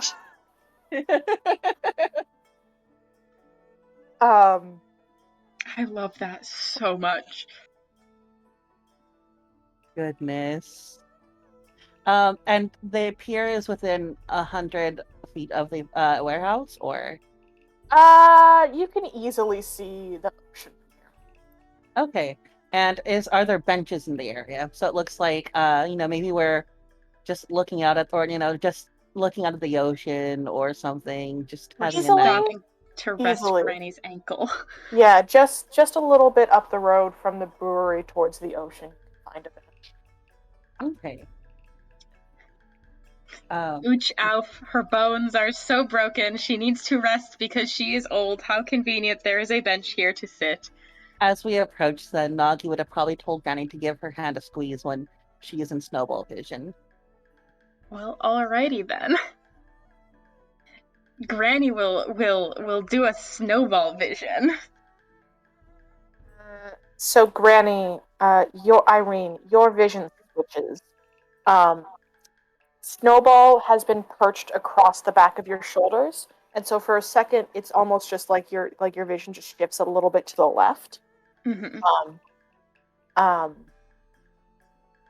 But not too long after that, there's a blink that you didn't do, and it shifts and it moves, and you can feel her pop off of your shoulders, and your vision moves. It's honestly, you're glad you don't suffer from motion sickness. Yes. She hits the ground and seems to be waiting for instruction. Now, there is a large set of doors that seem to be connected to the brewery area, though both of them are firmly closed. The door to the tasting area seems to be ajar, though. I'll have her go around the tasting area real quick just to keep an eye out for people, like how many people there are, which ones seem to be associated with the... So past the lesbian couple on like one of the tables out in the grass, there's a small porch with 2 more tables, and then as you slip inside, she slips inside. There's what looks like a couple of 2 longer tables, like a bar area, like adequately stocked to look like a functioning like brewery tasting area.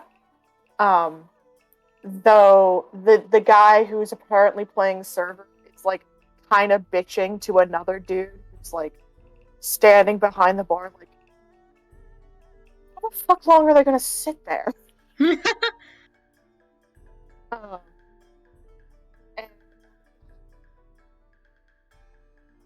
sort of at one point walks from a doorway to the left and sort of walks through.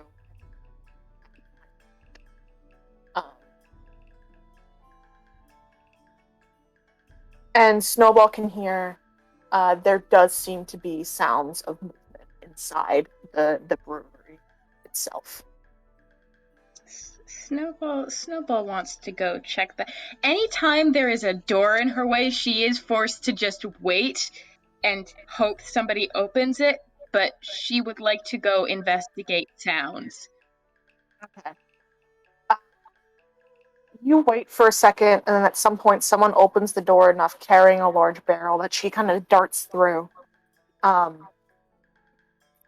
she gets into a very large, sort of squarish room. There's a staircase off to one side heading up and heading down.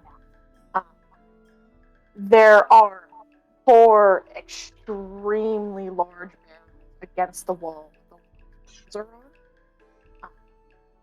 Nice. Opposite side of that, there is just this radiating heat, and as she looks, it looks like a large furnace, or at least a large like coal bed. That looks like the ceiling above it has the bottoms of like brewers like pots or something up there. You don't know how to make alcohol. I don't know shit about alcohol. There's There's another side door as well. The Snowball sees someone walk through that and out. Oh, am I choppy for everybody? Just Not a for me. little bit. You were fine for these last couple sentences. You were totally clear. Okay. So I'll let you know if you go out again. All right. Thanks. That the door, she sees somebody else walk in and out. She gets a glance at it, and it seems to be just a storage area. Though this room is much more like filled with people moving, people seemingly actually making alcohol. Amazing. Gotta fund the lesbian couple somehow, I guess. Though these generally do not seem like people. Considering the amount of weaponry they are carrying on them, do not seem like people trained in brewery. Or if they are, weird collection of weaponry. Do these guys all have the tattoo? Some of them have like cowls and up, and you can't see. There is one dude who has his shirt off, the guy stoking the actual coal bed, and there it is across. Okay.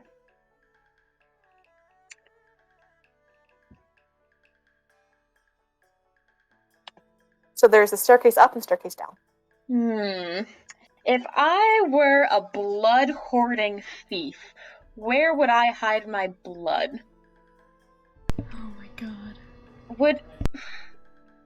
Cats are good at smelling things. I know they're probably sealed vials, but and there's probably other blood in this place, but can Snowball do a sniffy sniff to see vibes? Sure. I don't know if blood smells like anything. At advantage? Yes. Advantage. Perception. 21? So you can't, like, smell blood. That's fair.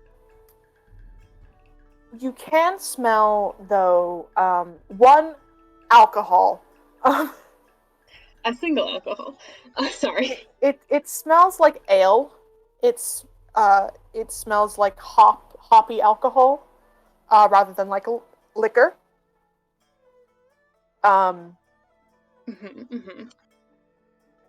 There are also the wafting scents of people from upstairs. And from downstairs, there only seems to be kind of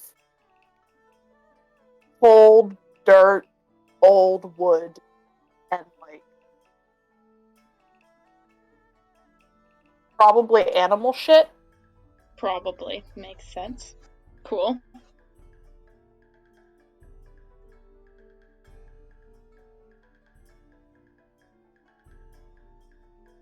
You can smell the coals burning. Okay. Do I think they would store their blood here or somewhere else?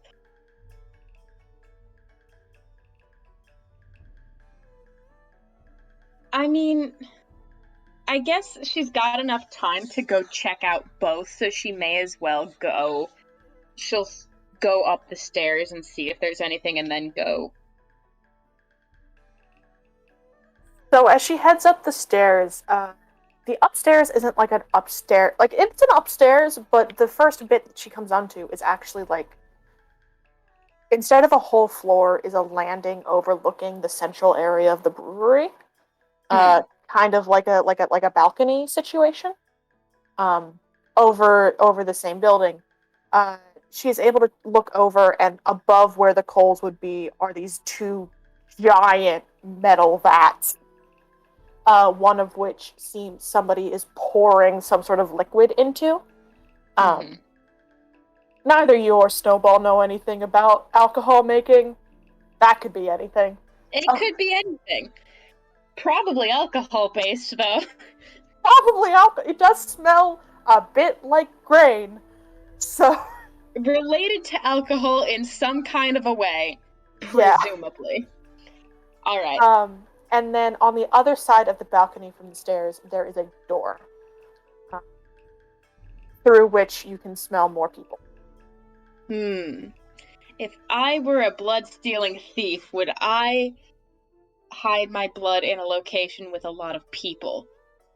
Maybe. Probably not.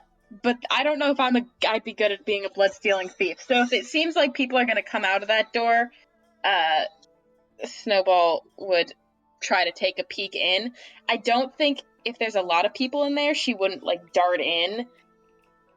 Because she's afraid of getting noticed by virtue of being stepped on.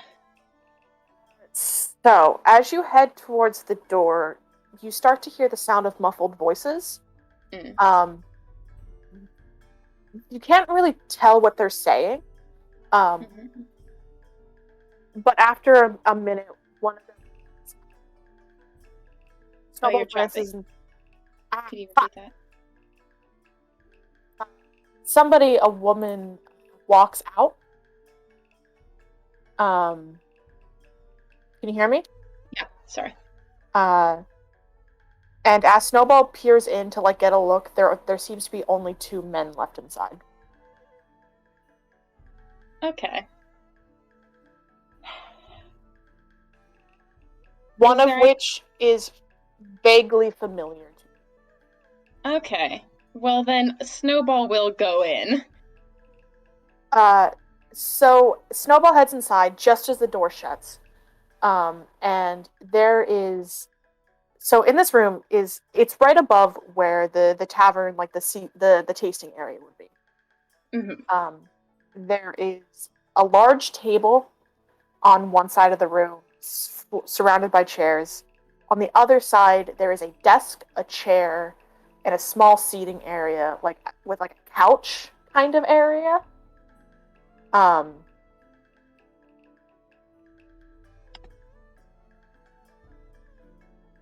The therapy couch for the Black Devils.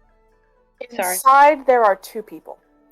Mm-hmm. One person who is sitting on the couch, actually, feet kicked up onto the coffee table in front of them, is a person wearing mottled browns, grays, and greens.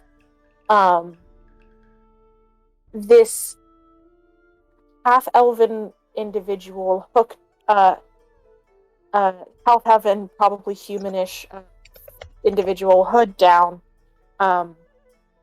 with a large spell scar across his face.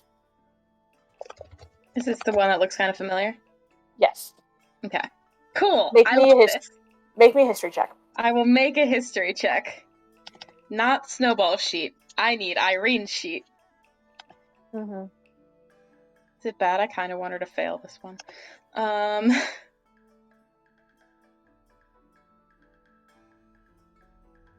Oh my god, I should not have said that.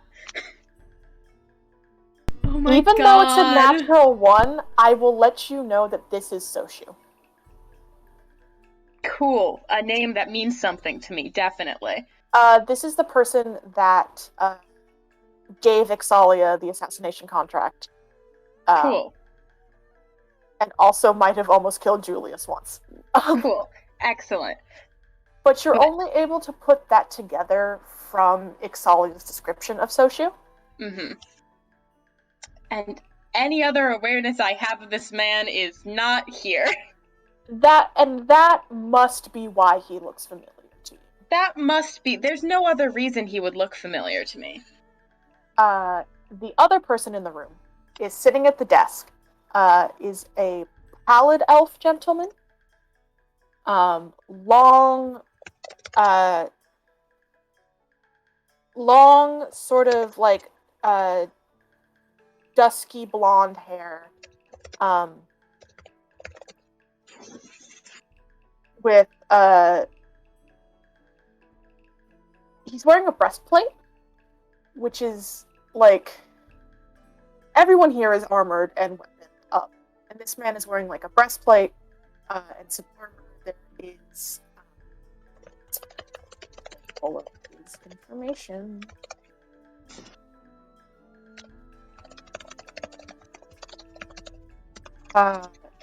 At his side, sort of in like a sheath, is a nasty looking scimitar. Cool. In fact, as Snowball moves to get a better move, there are actually two, one on each side. Nice. He is scribbling something in a desk on the desk.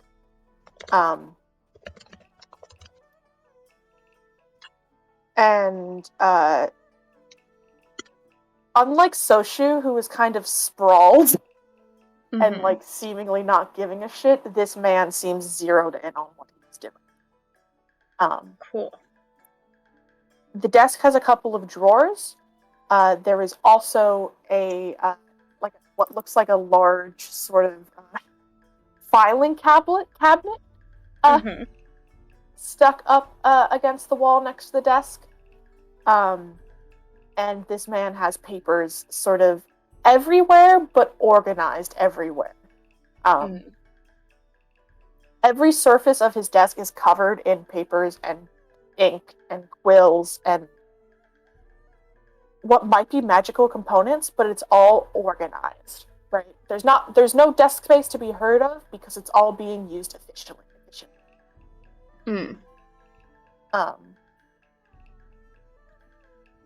And at some point, Snowball had walked in as she's getting this look, Soshu kind of like does that, like blows a raspberry, like. Are you sure we should be waiting on that bitch to kill the fucker? And Dashmore and the guy at the desk is like, yes, Soshu. I have told you this is what we're doing.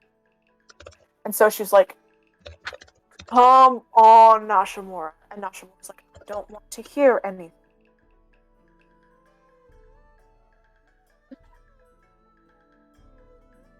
And Soshu kind of puts both of his feet on the ground. It's like taking so long. And Nashimura just kind of clears his throat. And so she's like, fine.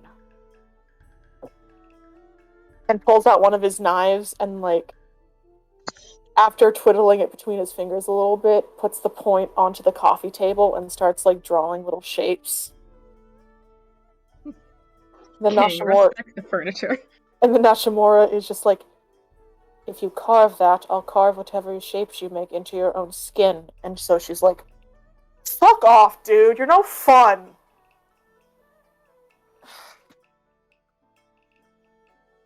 Miss Teltzman. And Nashimura's like, shouldn't have gotten yourself kicked out then. And so she's like,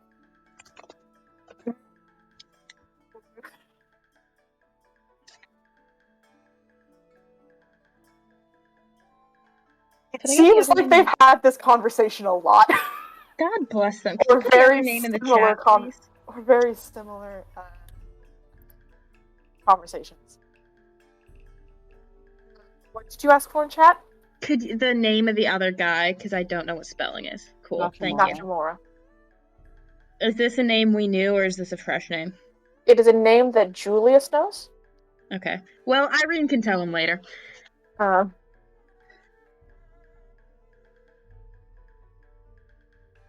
she was kind of being a petulant child. Good. I feel bad because, like, I know this is an awful person, but God, I kind of I don't know. I'm like, I kind of want to make friends with him before I kill him. You know, like, I feel not making friends with him, Granny. I feel like he'd be fun to hang out with. No. Anyway. No, he would not. I think he'd be fun to hang out with in the sense that, like, you know how you have some friends who, like, are just dumpster fires? He seems like a dumpster fire. Yeah. You already have one kind grandchild. That's enough. You have two. Or more. Oh, that's true. I have That's Julius true. and Ix. There could be more. I think all of you guys technically are criminals. We did murder a cop together, so I think I have... Nagi has not murdered a cop. She was dead at the time. Yeah, but she's still like a criminal, so She has committed 0 crimes. I think. Oh wait, no, she Gwen did has kidnap a child. plenty of criminal grandchildren, but that's besides the point. Nashimura does not respond to the accusation about being no fun. And instead, just goes back, seems to refocus on what he's doing. And Nashimura, not Nashimura, Soshu lays down on the couch, takes his knife, and starts throwing it into the ceiling to see if it'll stick. Will it? Yes, solidly. He throws one up, and it sticks. And then he pulls another one from his shoe, and he throws that, and it sticks. And then he pulls a Your third. knives on the ceiling now. He pulls a third, and he throws it, and it's 1, 2, 3, direct, direct next to each other.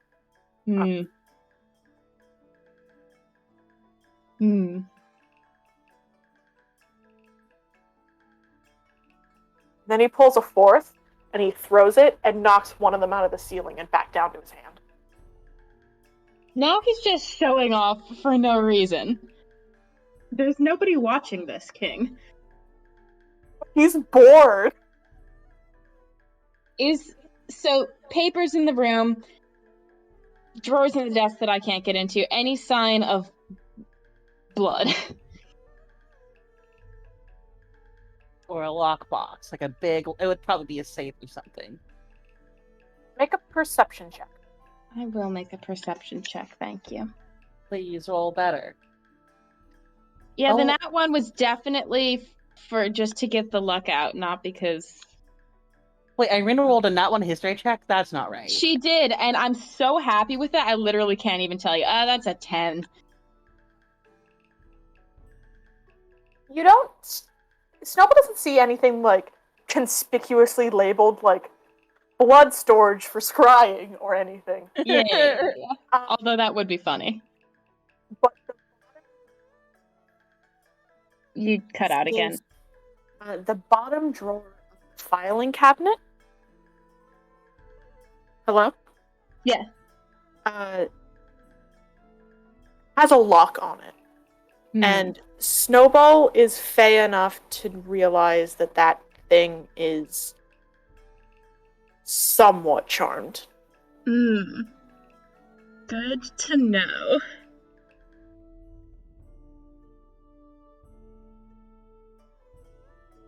Okay, so it's not an unreasonable guess that there's blood in there.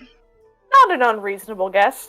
If it's not blood, there's something important in there. There's something important in there, so it is relevant. Unfortunately, Snowball is stuck in this room until one of those fuckers leaves. Which is not going to be for a while. You're starting to get a little nervous about how long Snowball's going to be in this room, when eventually there is a knock on the door. And the guy who seemed to be behind the bar in the tasting area, when he's welcomed in, pokes his head in, and he's like, "Yeah, boss, the lesbians aren't fucking leaving." The lesbians aren't leaving, oh no! And Nashimura just kind of grunts, and so she's like, "Okay." And as the guy starts to stutter and stammer, do you want us to just let them stay and chill, or do we want, Snowball is able to make her escape? Okay, good. I kind of did want to stay for that conversation, but Snowball's smarter than that. God, I want to know what they're gonna do for those lesbians. Snowball's been saved by lesbians every damn day of her life. Anyway. So... how much time would you assume Snowball thinks she has left on her invisibility? She does not have a concept of linear time. How about Granny, who is not from the Feywild? Probably about half an hour. Half an hour? Cool. Alright. That was upstairs? Yes. She'll check downstairs for completionism. So she kind of trots down to where the basement should be, and there's a door, and it is not open. Cool. Snowball will go back upstairs and go find somewhere else to investigate. So you're back on the ground floor. Uh-huh. There is the storage room that you saw somebody come out of. And then there's another door, the tasting area.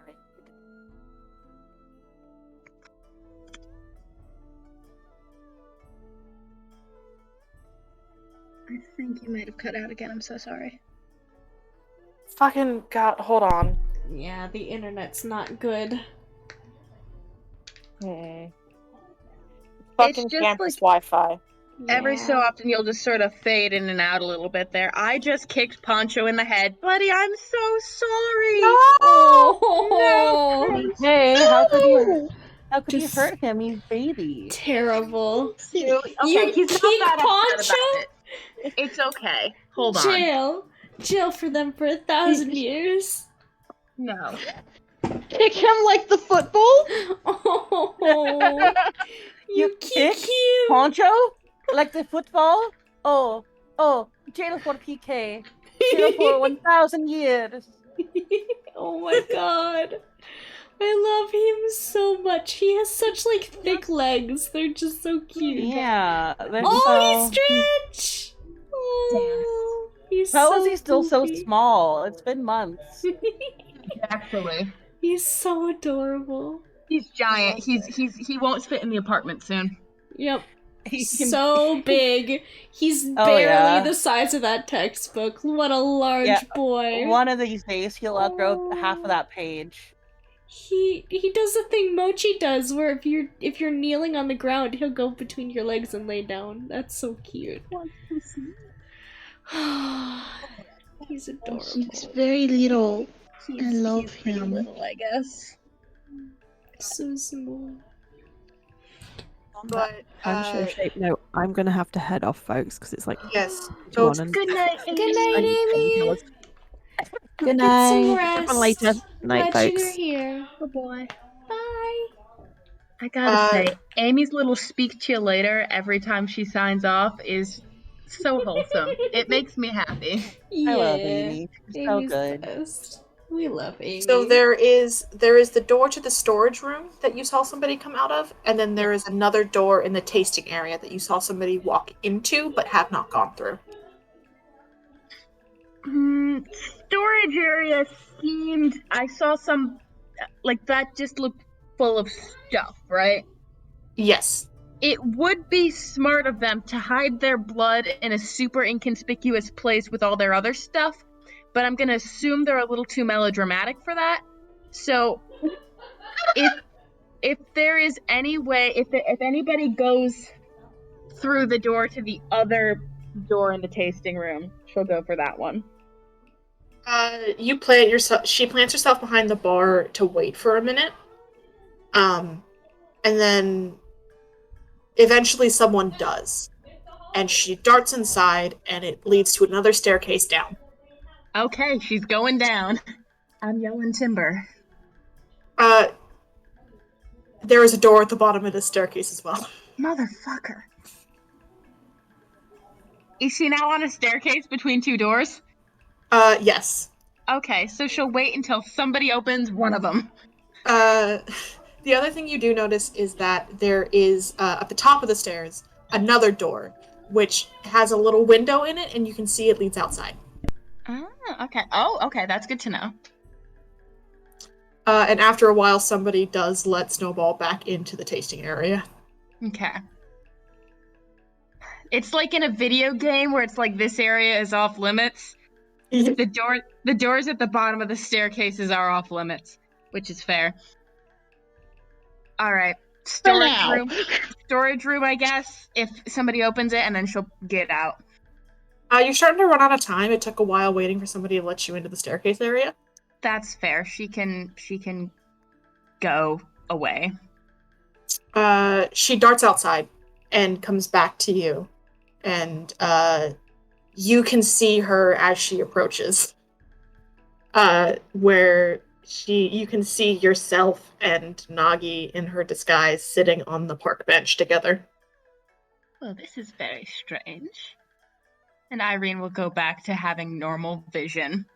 And no one was. Nagi's gonna take a look around as if just like a kid, just taking a looking at the ocean, just observing the city around her, to make sure no one's looking at them. Because it would have started off with her saying, "Oh, you must be tired, Grandma. Let's go sit at this bench and rest a bit."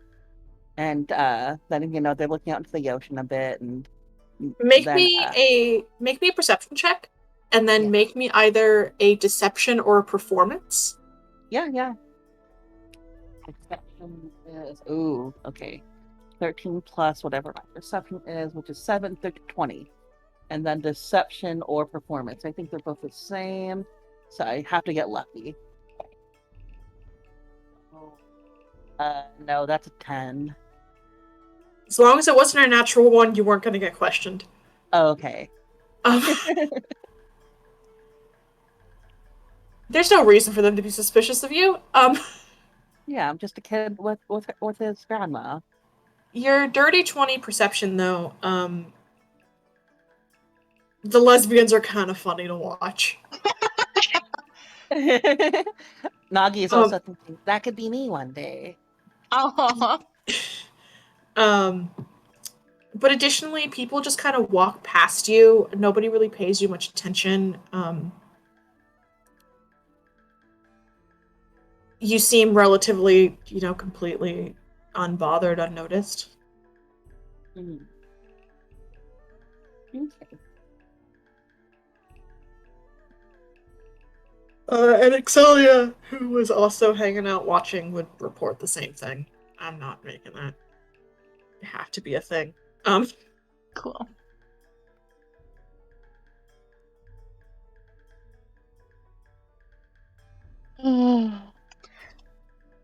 Back at the house while this is happening. At some point, Alex, you feel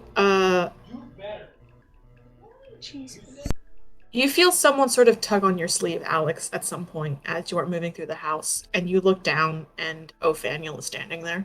Oh, is everyone gone from the house? No, I think Aster and Julius are still there. Julius is but, still there. I presume, you wandered off to go to the bathroom at one point. Yeah. Ophaniel is, grabbing you. Hey. Hi. Hi. Seems like it might just be us tonight. Yeah, it seems so. I was wondering, maybe, I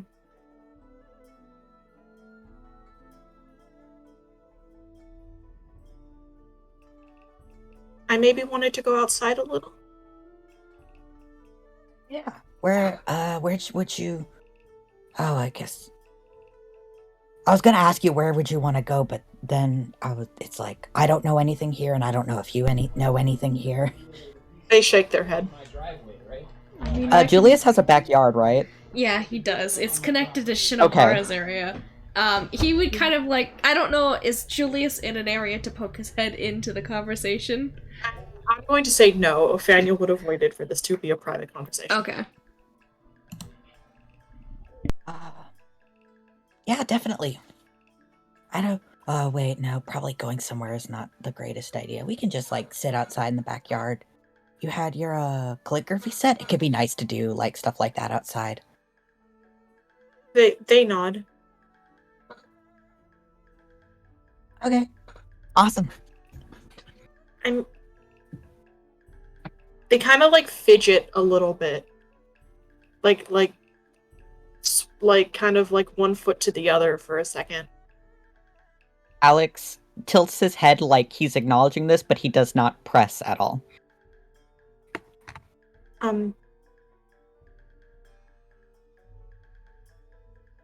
We're also probably gonna have to figure out some kind of dinner, maybe. And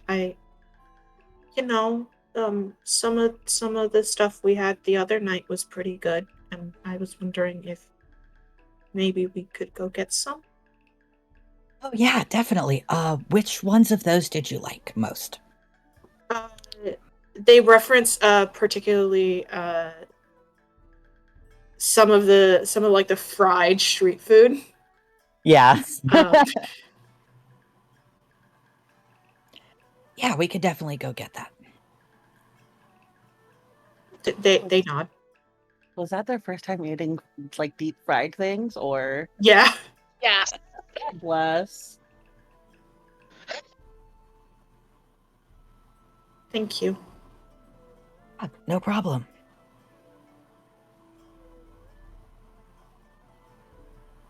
They nod, and then they kind of like retreat from you a little bit. Alex lets them.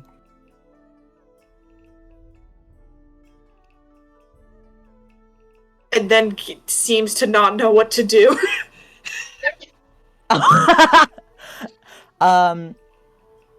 Alex gives them a thumbs up and then goes off to continue with wherever he was going when Othaniel grabbed him.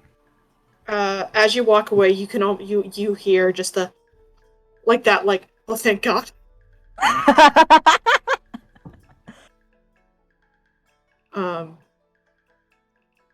But yeah, the reconnaissance Yay. team can meet up back at Julius's place. And I think that's where we're going to call session. Woo! Pod camp. Hell yeah. That I'm was gonna the stop most recording. wholesome